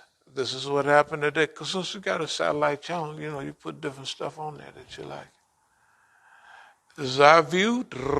This is statistics. Go with it. A channel like that. Why? Because in this war, if you have Russia and China mixed in it, they have influence over certain people that's with them. Okay. So, we have to have various strategies for various people. Like different tastes. I like mango juice. Somebody else likes strawberry juice. It's okay. Different levels of strategic management for that thing. Okay. So in World War III, we have to incorporate all the things that are necessary now. Climate change and who's doing it and what we can do about it and what we're doing about it. Social transformation, we call it a radio free world. Yeah, free radio, free world. That's good, anti-imperial. The free world. They call it them the free world. We said, no, we're the free world. Right? What the heck? If you're the free world, if they can stick their knee on somebody's neck for 9 minutes, and that's part of the free world, I don't want to be free. I want something else. Right? Okay. Allied Communication Network. Re-energize our area of influence. Now, here we are in America. There's a reason that we have went back to Oakland. It's not important, evidently. That what we're saying right now, this is more important than that. Right? And we have to realize that when we're going through it, because they wouldn't have done that like they did it unless it was a diversion to get us locked in with them. In a 2, 3, 4, 5 year case, use up your energy focusing on them. And there would be nobody here to tell the rest of the world about this because everybody else is focused on their own war. Right? And nobody has the history or have to travel to all of these places and got all that a global picture, global strategy of Islam. Now it's not only global strategy of Islam, but it's global strategy. And in a global war, you have allies. Not all of them are Muslim. Right? Suppose we get in a global war. You ain't no Muslim. We ain't gonna mess with y'all. Y'all ain't Muslims. Shit. Right? The two biggest boys in town, the Russians, and with all the latest stuff. And you gonna say, I ain't messing with y'all because y'all non-believers. And then on top of that, that old socialism with Chinese characteristics, you know what I mean? They might be so dumb, they might believe the stuff that they tell them on the white man's television, the Uyghurs and all of that. They believe that. They look convinced. They look convinced. They are convinced. They are convinced. Okay. It's the Muslim organizations that's behind it, and those are the ones who are tapped into the majority of the Muslims. The majority of the Muslims believe the Uyghur situation. Okay, well, what country in the Arab world is on the side, is on the white man's side? Not one. Iran is for everybody, right? Why would Iran be hooking up with China and Russia if they was all putting Muslims in the penitentiary? It don't add up. You can't find one Arab country. I haven't even heard the Saudis. Huh? I haven't even heard the Saudis talk about it. They don't. Have they? Remember what the guy said well, I knew it before I heard it, but he kind of mentioned Mohammed bin Salman didn't say anything. Oh, yeah. He said that's an internal matter. Even Mohammed bin Salman said that. Yes, I was interested. But at that time, like, oh man, that's messed up because they're pushing their propaganda. Look, I'm looking at us again. First of all, we have to see ourselves like we really are. Not like we just sitting around.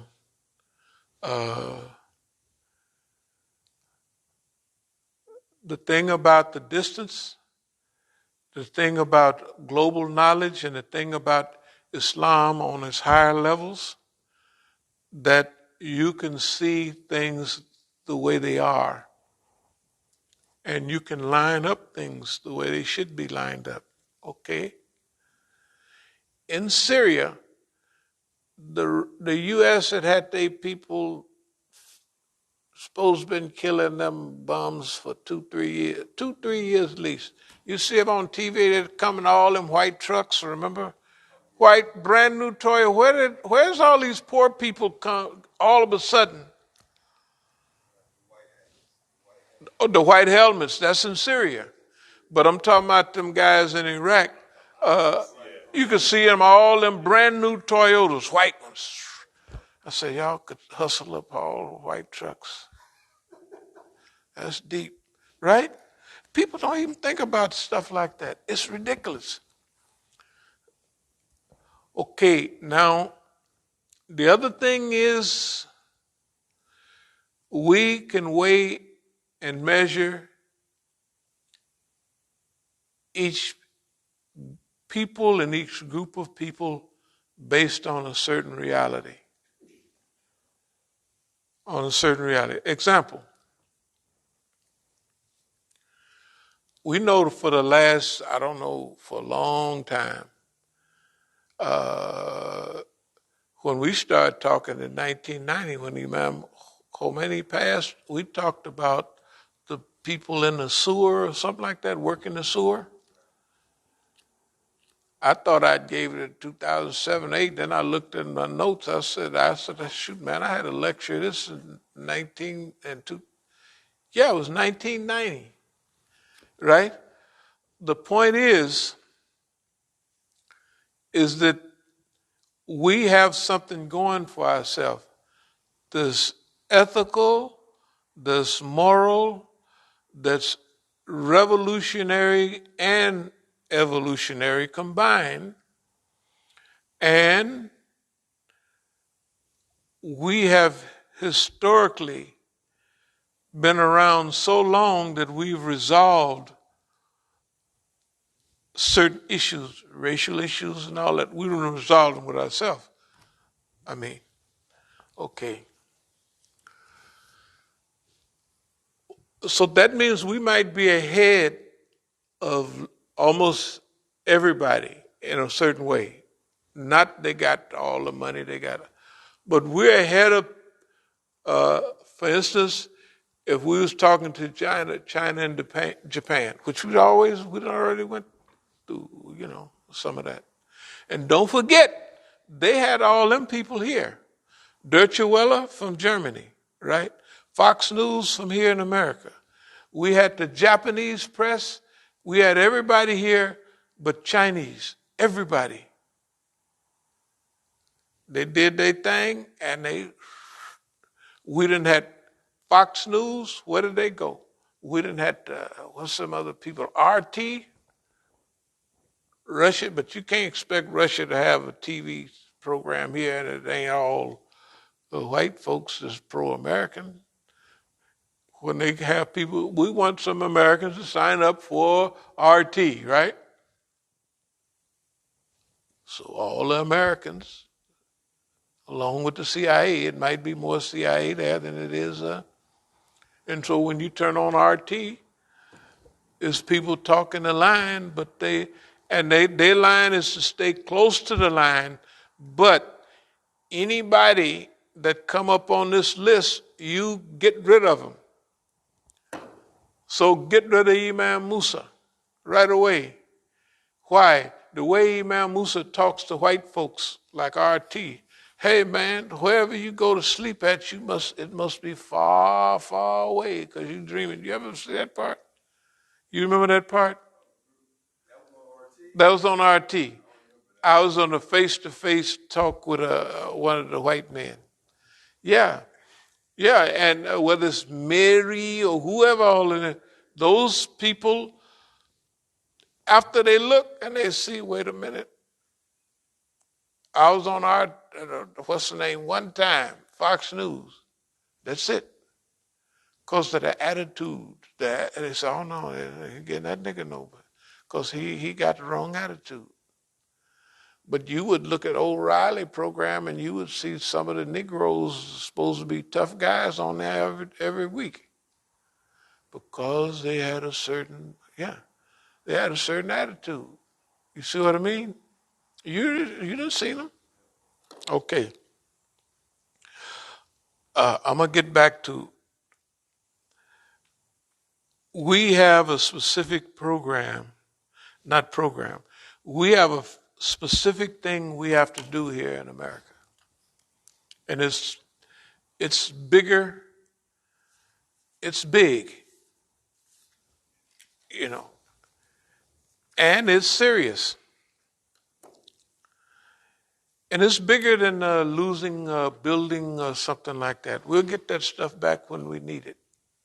Allah give it back to us, when we need it. Right now, I'll go back and pay the taxes and stuff. But we're in the middle of World War III.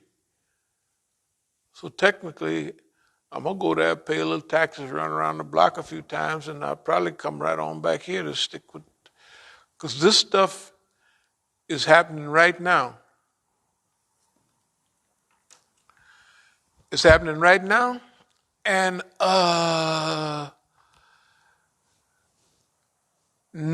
everybody have the picture according to their vision, how they see it. So the Chinese see everything the way they see it. And they got the smartest people all sitting in the embassies and everything. They got a whole crew. They're not doing bad. But there's things that we see that might be a help to them, and they got all of that stuff. Because you have to realize sometimes that Allah gives certain people and organizations certain gifts. and their gifts are superior in some aspects than the other people. And the other thing is, at a world at war, and the world is at war at our team, it would be deserting the battlefield going back to Oakland again. And we ain't lost nothing back there. Just a little bit of this, right? If you consider what's going on there, what's happening now, see, you have to remember that we're different and we're bigger than we was years ago when that stuff was happening in Oakland. The Negroes when the last time, it's been a month or two, you don't hear from them. They either gave them the property on some tax thing or whatever they did. We'll get it back. They don't have no, on some things they have, what is it, when the time go past, but not on things like that type of theft. Statute of limitations, yeah. That type of theft, that's what they did. They did definite theft with federal and state support. The police would come get me out of our building with our name on the thing, dated, and all arrest reports when we was still within all the time limits of everything, right? And it's all in the courts. So we're not going to waste our time back there now. Go back there for a week or two, pay a little taxes or something. Because I just tell you, we're in a global war. We're in it. And we're going to upgrade what we're doing here. Yeah, we're going to upgrade. We're going to do what it's not what we could have been doing or should have been doing. We believe that Allah have us do everything at the right time. So if something has been kept out of the media, or something been hidden, it was hidden not because we didn't know it, but because it's time, leave it hid. Just leave it hid. But there is a time.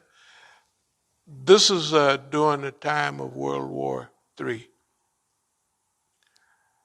And we're proud and happy to be in this. Just like the hadith we was reading about, I'm satisfied with Allah as my Lord, with Islam is my religion, and Muhammad sallallahu alaihi wasallam is the messenger. We're satisfied with Allah, that Allah done brought us all this way with all this stuff. People haven't even got 1/10 of the way without becoming imbalanced, crazy, or greedy, right, or something, or chasing cutie pies. Somebody tell us sometime, but Reverend so-and-so, he had 2-3 girlfriends. I said, Reverend, what the hell? What are you, right? And then, but the Muslims, I said, that's scaring them. That's not no Muslim, Imam. Them niggas was fronted by the government that they wouldn't even give me the time of the day 10 years ago, right? So they are now, you know what they are now, but they've been that. Right? They've been, whatever they are, they've been that. They've been doing that all along. That's what they were. That's who put them there. Yeah, when Muslims are building organizations, they put them there. And everybody else in these big organizations and all the Negroes, they're there because somebody put them there and they're singing a song and we don't sound right. They said, no, you out of tune. We can't have you here. We singing old hymns, you know. We singing praises to Boss Man. We can't have you here. You can't sing with us. I said, fine. Not only I can't, I won't.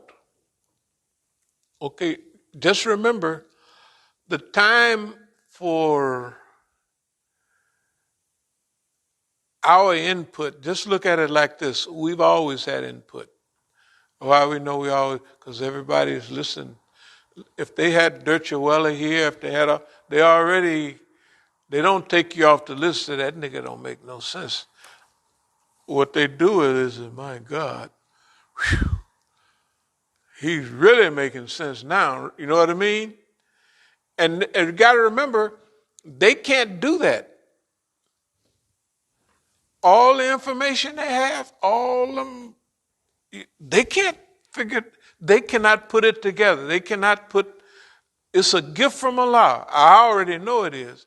It's a gift from Allah to be able to leisurely just go to sleep and wake up. Every time you wake up, you come up with a solution when it's needed. You know, oh yeah, okay, this is it. Therefore, the Taliban was a strategic withdrawal. It wasn't just running off, it was a strategic withdrawal. They say we just have to take everybody laughing at us. But that strategic withdrawal is going to cost them more than they would benefit. Here's what I mean. Because, like, if you look at the world, there's Iran, there's Iraq, there's all of those. Okay. We have to, in our education and informational programs, we have to draw people in. Example, if you look at India and China, they're usually on different sides of a thing. And you can't hardly watch Indian TV. I said, oh no, there's that lady lies so bad.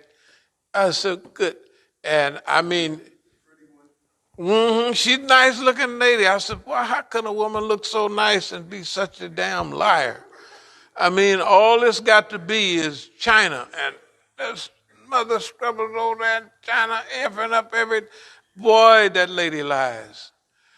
I said, man, this is cold. That's why it's so, information is so, right? We have to have our own global information networks and maybe 3 different, right? We got to get that quick.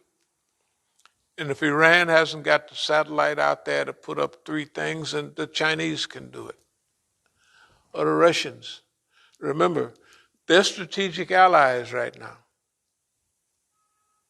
They're strategic allies, and for so-called non-believers, they're not doing that bad. Syria in 3 weeks stopped them bombs from in 2015. They rolled in and they just said, that's it. And I said, but the U.S. has been there for 2 years now. And they haven't stopped nothing. Why? They didn't want to, of course, right? So, okay, remember, this is a global war. And in a global war, it's not a Christian war against this, it's a global war. And in a global war, you got all kind of allies. Well, if you're going to make it, you're going to have all kind of allies. And here we already got 2 atomic powers that the U.S. has messed up with. We have to help them be smart. We know how to affect the U.S. mind, right? We have to help them make the right move. You got all the power, you did all that, you good. But here's a couple of extra things, right? That's our job. That's why we're not going to waste no time in California. Because right now, this is what's going in the process right now. We have to help our allies, right? Just like Franklin Roosevelt and them had the arsenal of democracy, right? The U.S., no bombs dropped on the U.S. cornfields from Iowa, from here to Iowa, right? They fed the whole world. They fed all their allies. And there was a period when they supplied them with tanks and armor and everything. Later on now, they can't leave them out. They was doing their own stuff after a while, but they still needed support. The British needed food, and they was sinking convoys all day long going to Britain, right? They were sinking them all day long, and they still had surplus food. No skinny Americans, right? And they was feeding the world. They were, at that time, call it the arsenal of democracy. Okay, we're not the arsenal of democracy. We're the arsenal of ill, let me write that down before I forget it, and implementation. Ill.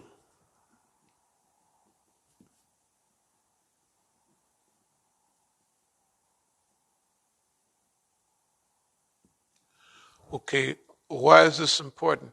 It's important because we got the Zionist number. It's just clear. We got their number. You know, they can't, nothing they can do. And it's out in front. So if I catch a cold and all that, too much cold and too much, I caught a virus, all it do is turn everybody to, let's see what he left behind and all the stuff. That's why I say we need some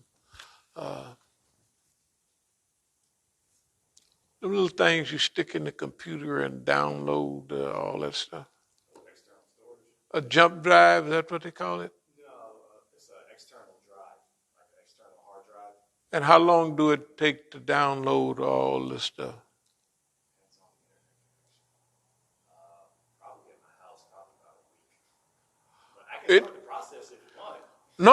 I definitely want. I want two of them jump drives with all of this right here. I'll start with that. All of this stuff in one and all of the stuff in the other. Yeah, all of it. Remember, we already got enough to do what we got to do. Remember, we got that stuff downloaded from before. Remember that? I remember giving you. Yeah. Well, we want to. You can't overdo it. You can't overdo it. Cause boss man, if he got you surrounded, if he get rid of you, then all of a sudden you look up, the library is gone, all of that's gone, all of that, and you can't tell. Well, where's all that? I don't know. It's gone. Mm-hmm. So ilm and implementation. Okay, now the ilm, the knowledge, and how to implement. You know, technically what this means is that Allah suspended all of that stuff that was going on in California and going on here. He took all these people, sent them all away, because they would have gotten in the way of the psychological process. We wouldn't have came to these exact conclusions right now. We would have been off time, a little too early, a little too late, a little off the side, because we'd have been on something else.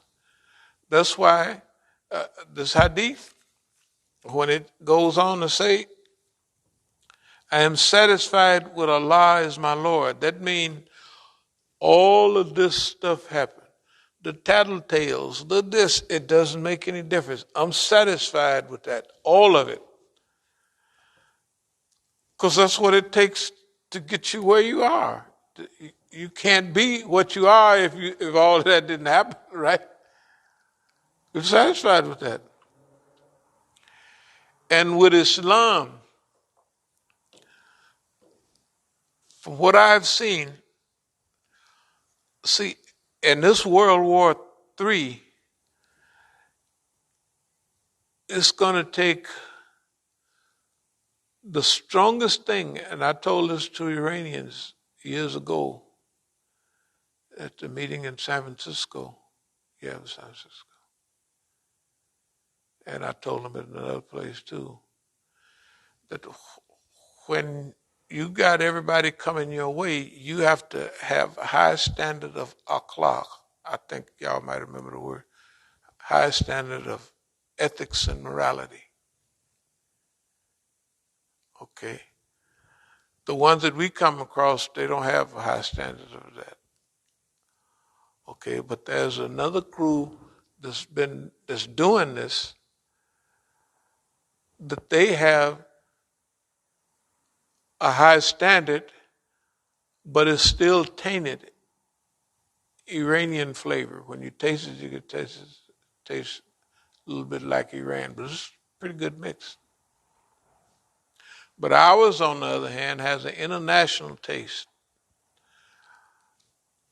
Just like clothes, we can use stuff from anywhere. It's just, we like that. That's just Pakistani stuff. So all the food has a little Pakistani flavor, right? And everybody like it. But it's Negro food. You could tell this is colored stuff.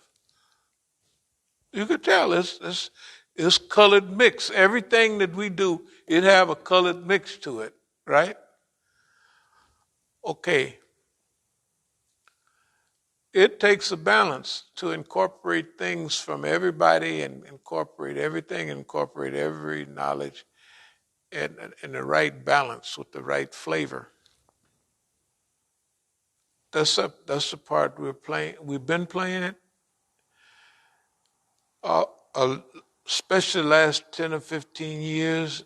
We've been playing it, but we're now more conscious on our mission and the part we're playing. We're more conscious of, global strategists. We've been conscious of the mission all along. But there's times when you get more, when you bullseye conscious. You know what I mean? And that's what I think is happening right now.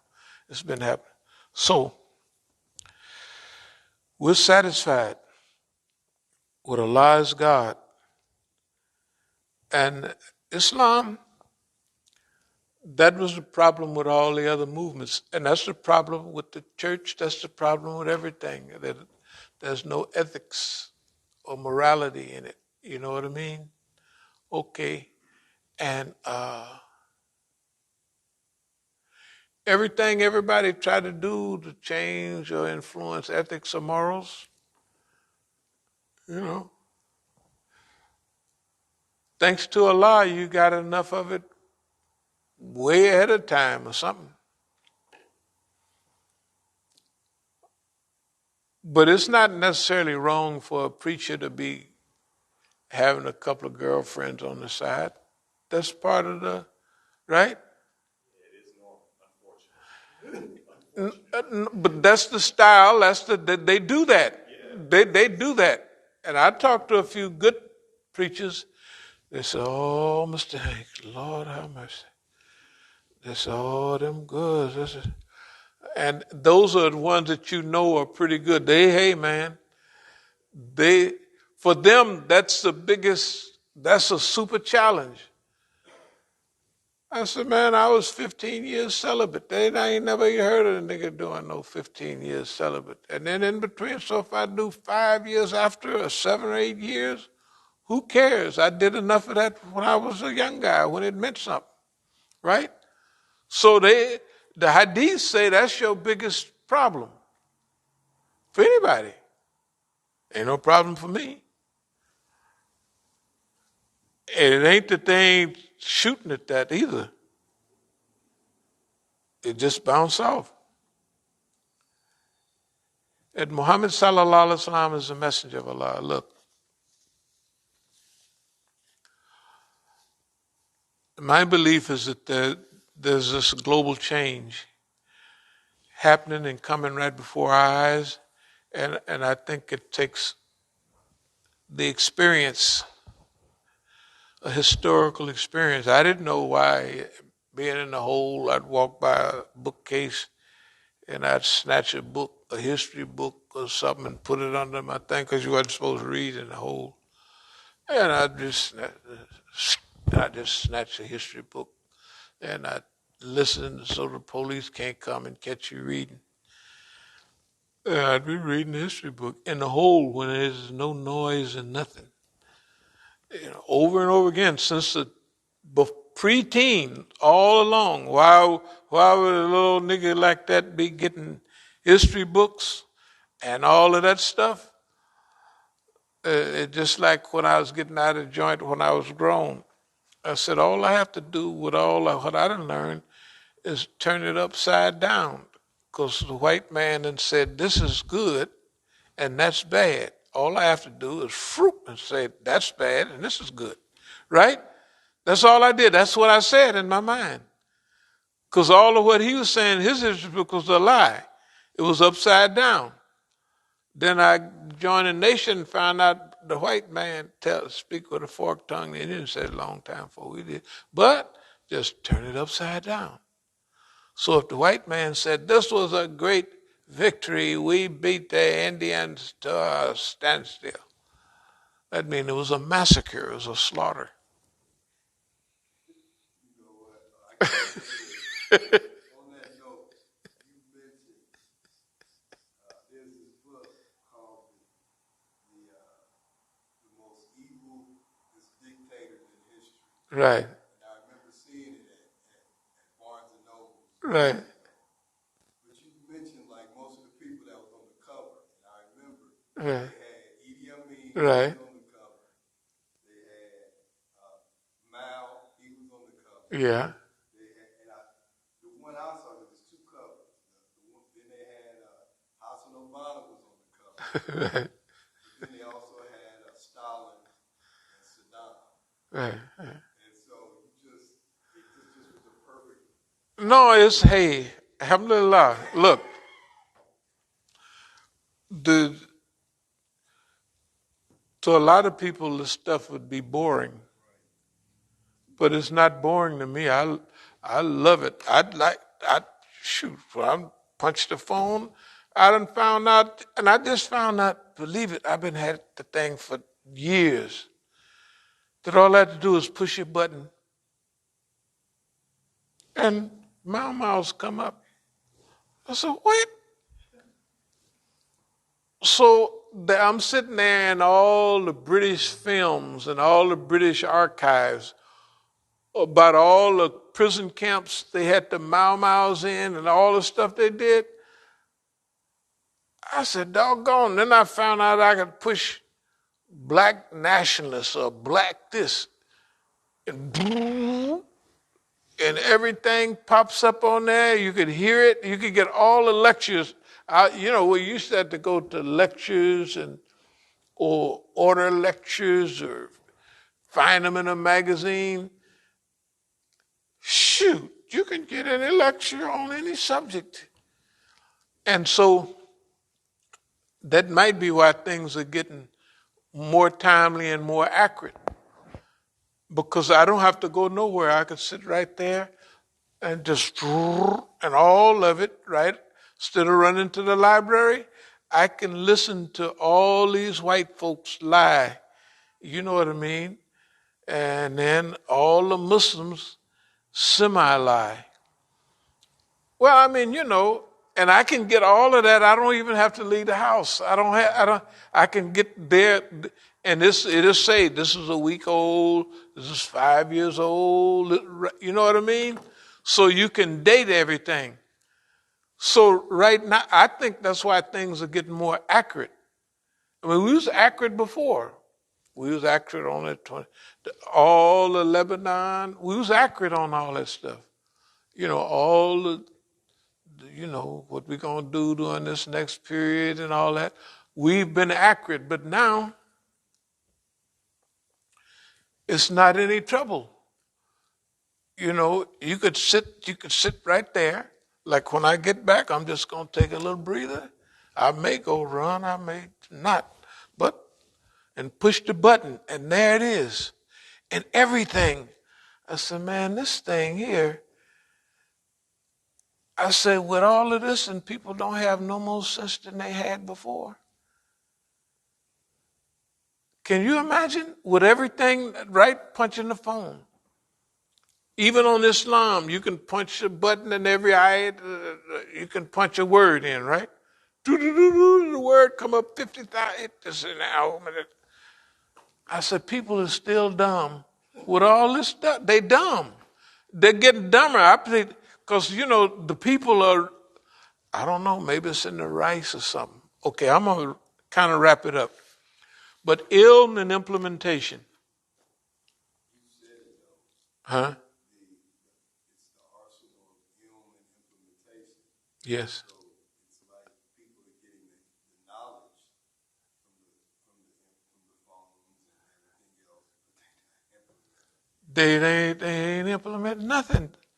And then they look at you like, what you tell us? How you don't know that? And all them, and they be running off the Quran and know all them ayats. I said, man, there's something wrong with y'all. Okay, Russia, China, or both.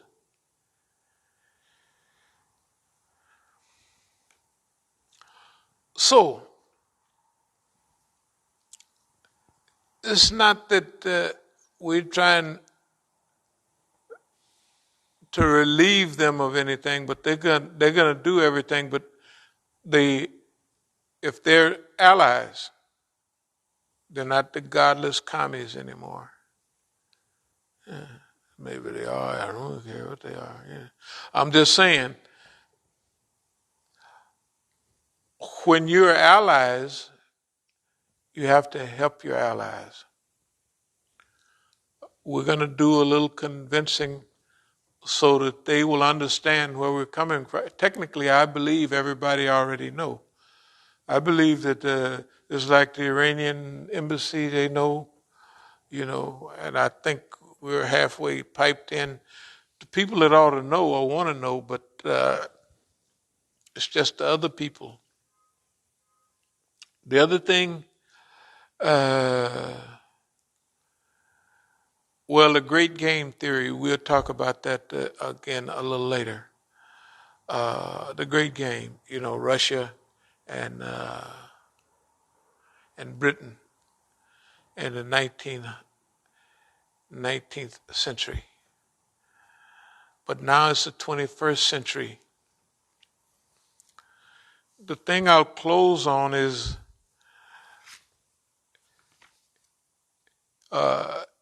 history has so many things that correlate with each other. But some of the things are different during their cycle. Like during this cycle,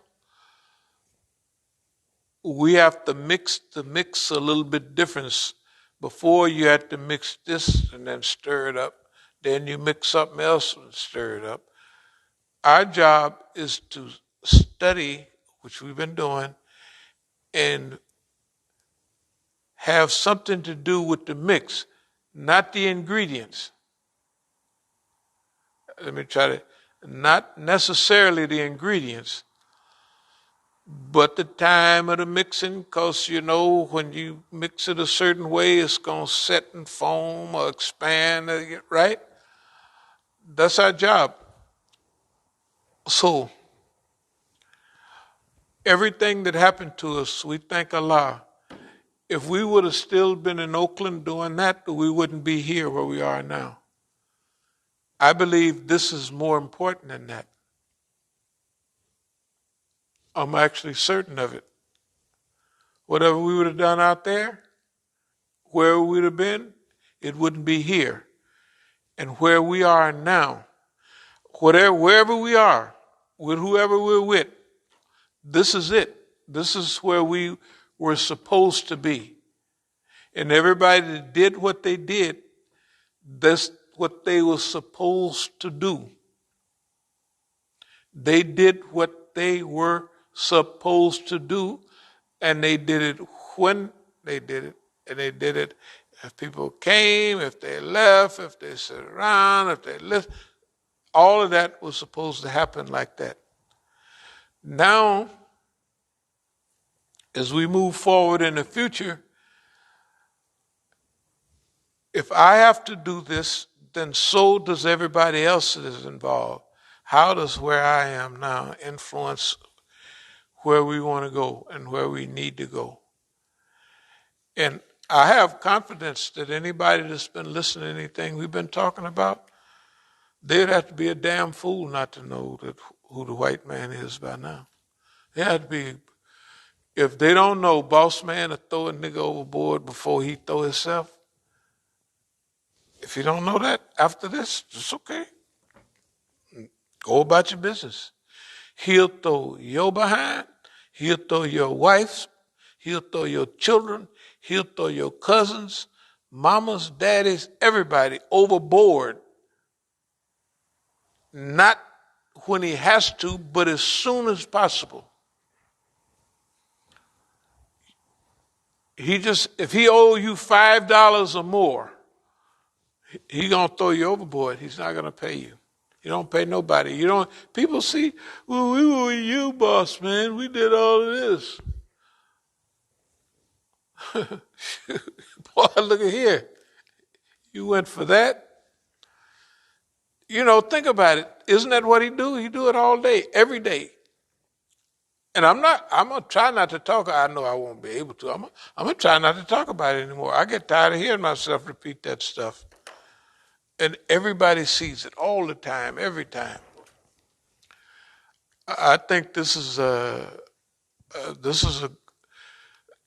good time because we're in the time and we have now a clearer picture of what our duty is at this time. So let me see if there's anything else to. I tried to make it all fit, but I know it didn't. Radio Free World. Okay, this is what we're doing now. We'll be way out and over this stuff very soon, because now is the time for implementation. The other time, it wasn't a time for implement. We were implementing by doing what we was doing, but we wasn't implementing in the way we should do it now. Influence the direction of change, remember. Not dictate the direction of change, but influence the direction of change. And I don't think nobody have a better or clearer record than we do. I don't think so. And I'm looking at, but to me, it's my job to look and see to listen to speakers and how accurate are they. And how much do they lie, Okay, Radio Free World, that'll be good.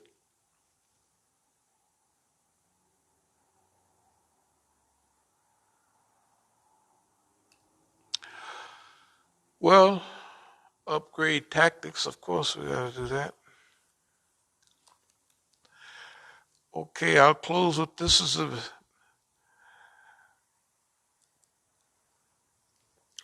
The last thing I do want to mention, though, is the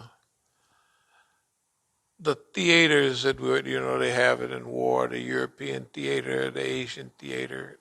Okay.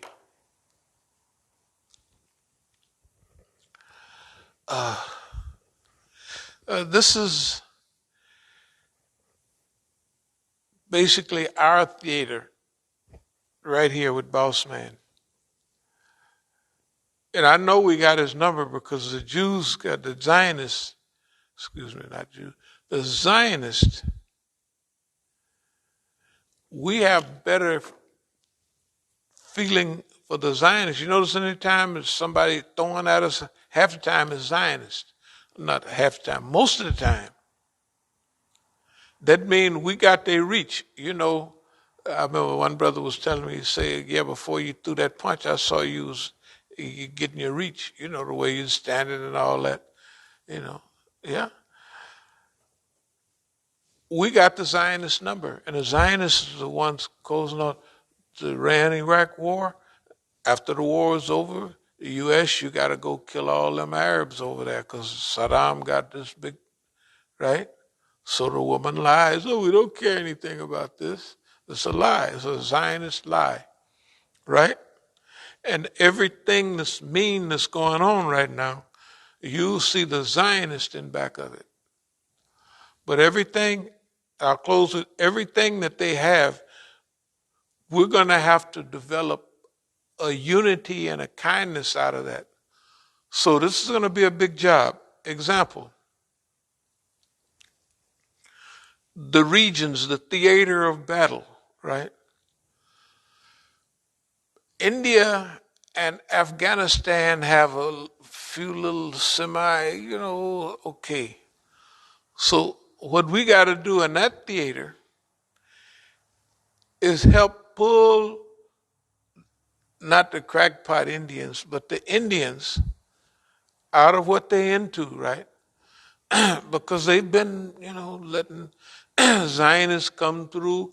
You watch the Kashmiri thing in the 90s. You get 6 Zionist agents arrested. How did they get there? They went to India and they came through, right? So we got to encourage the Indians on the team because of the theater that they're in.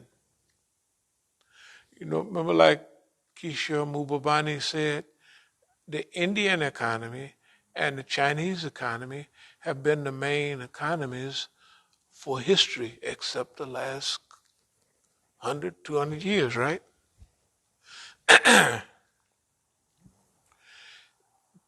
China and India got along they never had a war. Because China never invaded nobody. I can't remember anything about it. Okay. We got to ease them back on. So we got the Chinese,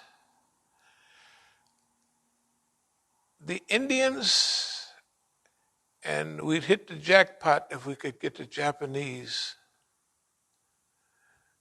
Yeah, that means we'll cut off.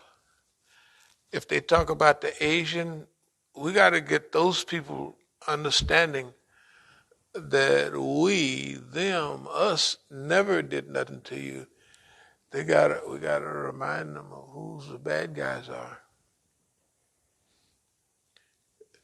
And if the English was dominating you all these years, well, the Americans are just professional Englishmen. They got it down pat. They got it down, right? They don't even sound the same, but they got it down pat. So, no, think about it now. If it's just Afghanistan, that could be the unifier for 2 of them.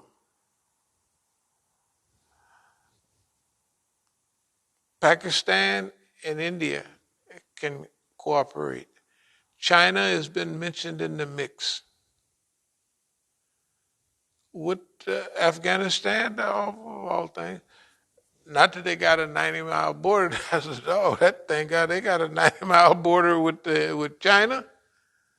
Okay, this thing. Strategic alliance mean that you ally with people who are headed in the same direction that you are. Okay. It's clear with the United States and Russia. It's clear with China and Russia. We can help the Chinese not slow down, but we could help the Chinese mobilize for victory. How? Relinquish all your debts to Africa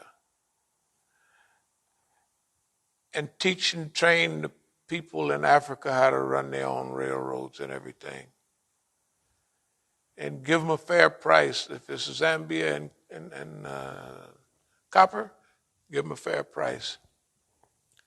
But as of today, first I was saying, cut off half of it, cut off. No, you're in a war. You're in a war now. That's what they got to understand. That you in like Flint, bring everybody along with you. Because the U.S. is going around now trying to get people with it, and it ain't got hardly nobody.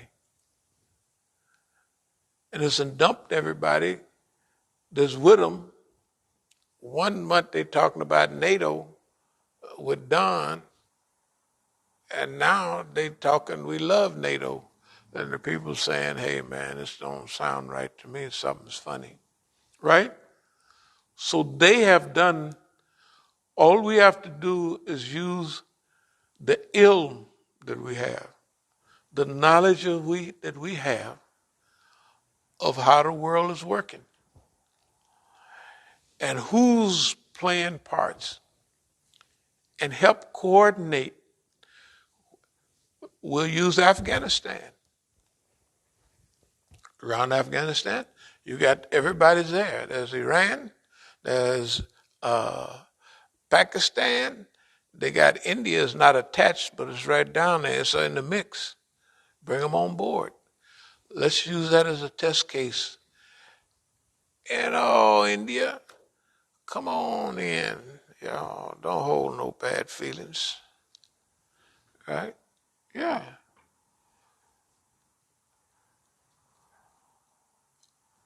The picture's going to be the same without India, but it would be better with it.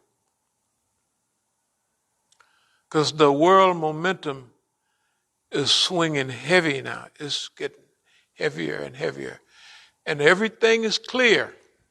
We don't have to teach nobody who the Saudis are, who the Zionists. We don't have to do that. Every one of them done already showed themselves to be who they are. Right? And every one of them, those bums have backed up on Palestine, and Iran is the only one helping them.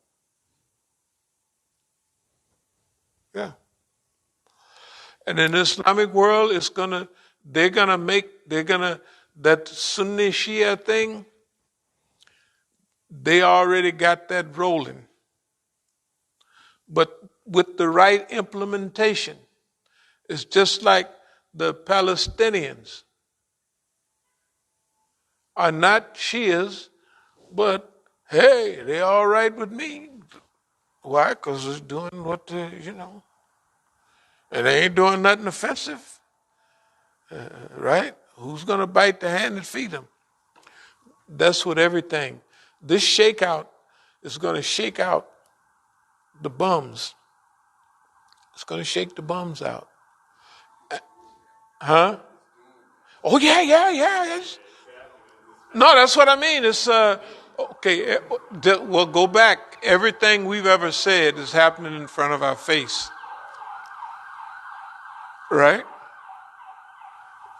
That's why we never used up no strength. Oh, we got to show that we all right. If you want to think we ain't all right, that's all right. Knock yourself out. Okay. Later on, I'll talk about the rest of Asia, which means Vietnam and all those places.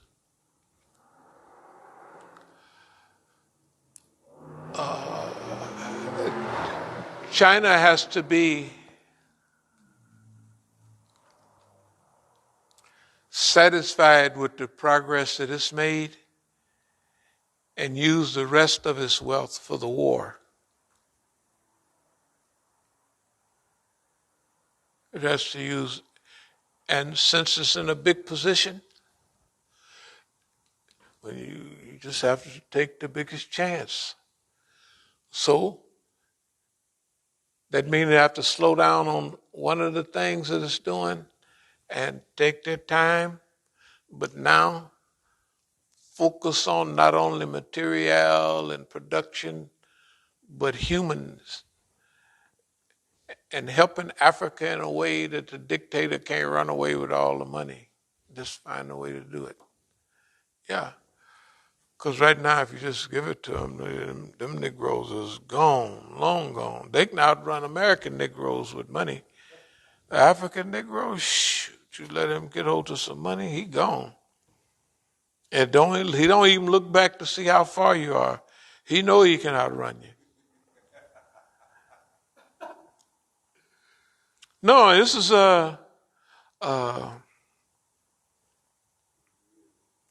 Look, this is a big period, and I don't know about everybody else, but I'm happy, just like this hadith say. Radio Free World, okay, Allied Communication, re-energize over area of influence. That's what we're talking. Area of influence, not area of you got to do this, but area of influence, and that's what we're working on.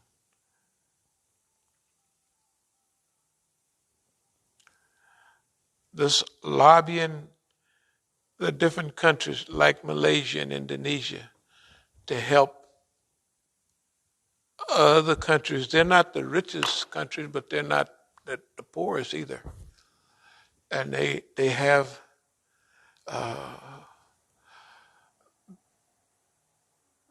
sadaqah and zakat and infaq. We have to talk to them about their people.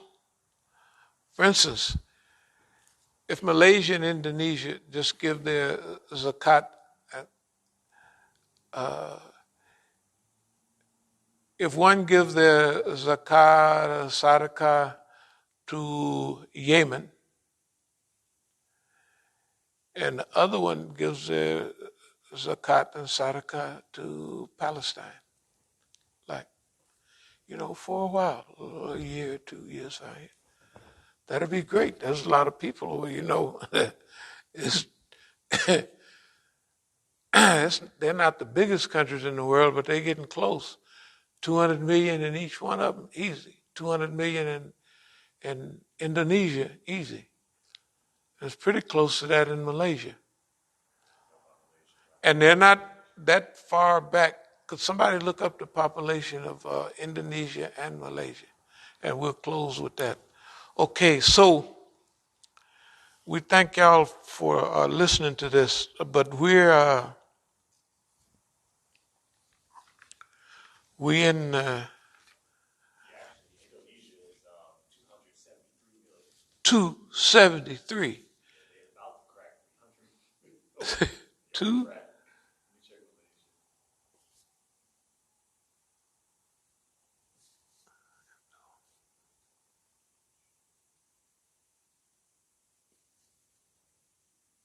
Okay, Malaysia's only 32 million. 32 million. 32 million in Malaysia? Malaysia, yeah. But if you look at the size, Malaysia is a long 32. That's enough. Now, here's the thing, too. In both of those countries, first thing we do is the Chinese almost control or pretty big in the economy. If you can look up Chinese in Indonesian economy and Chinese and Malaysian economy, they are big, right? So, if the Chinese in both of those countries take and support some of the Muslims, right? From the direction of China. China is telling them, hey, look, y'all can't show off your money. Here's what you do.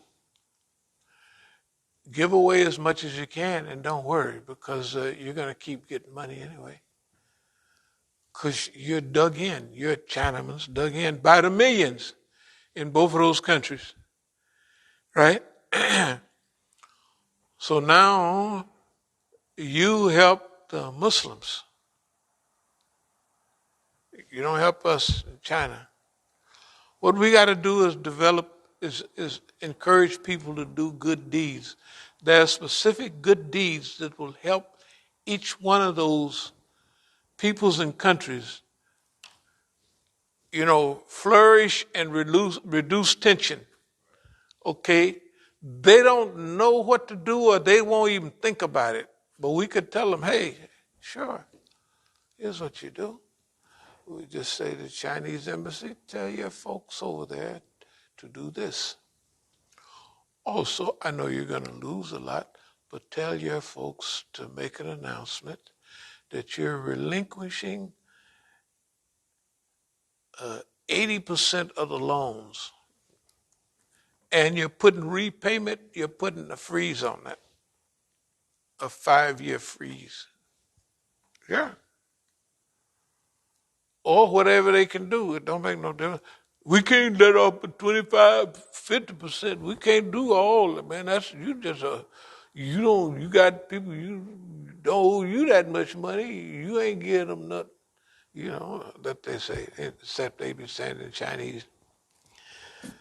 But in a war,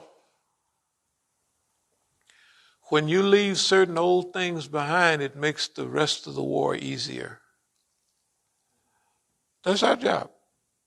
Because remember, everybody is looking at it from their own position.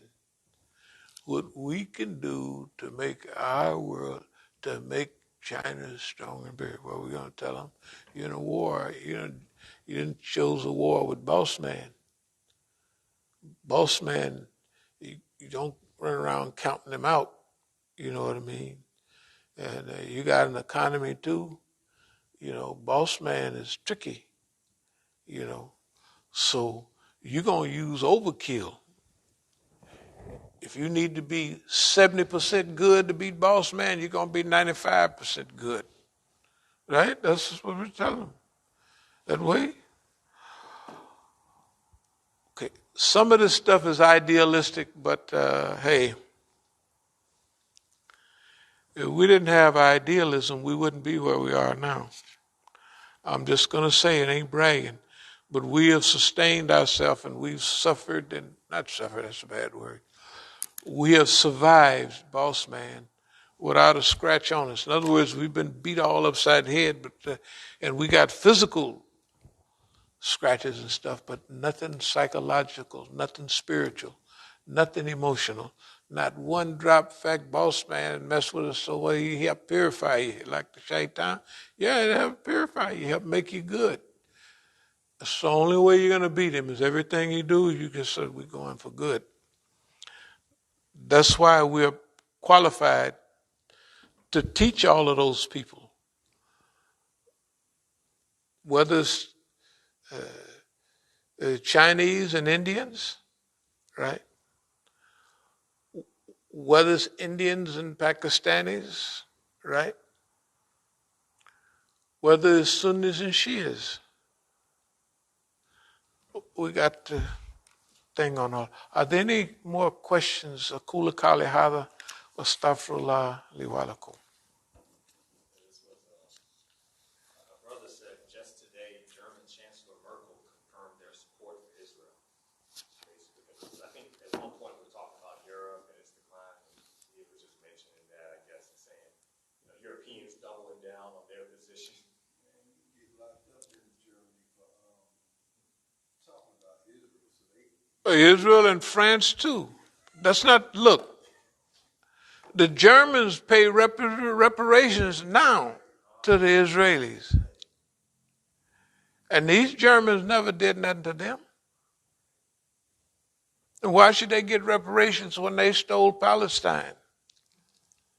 They stole a whole country, and they're not from there. They don't have nothing to do with it.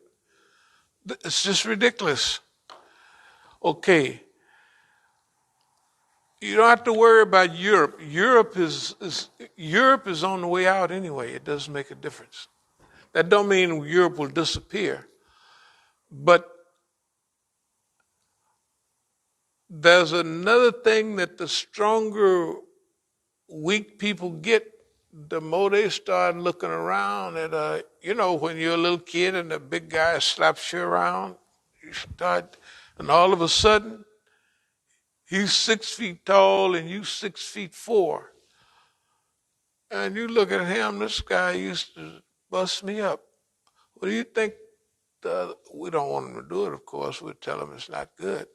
What do you think that Asia and Africa is going to do even as Africa is coming up, it'll eventually get up. When they look at who did it to them. Yeah. All right then. Are there any more questions or comments?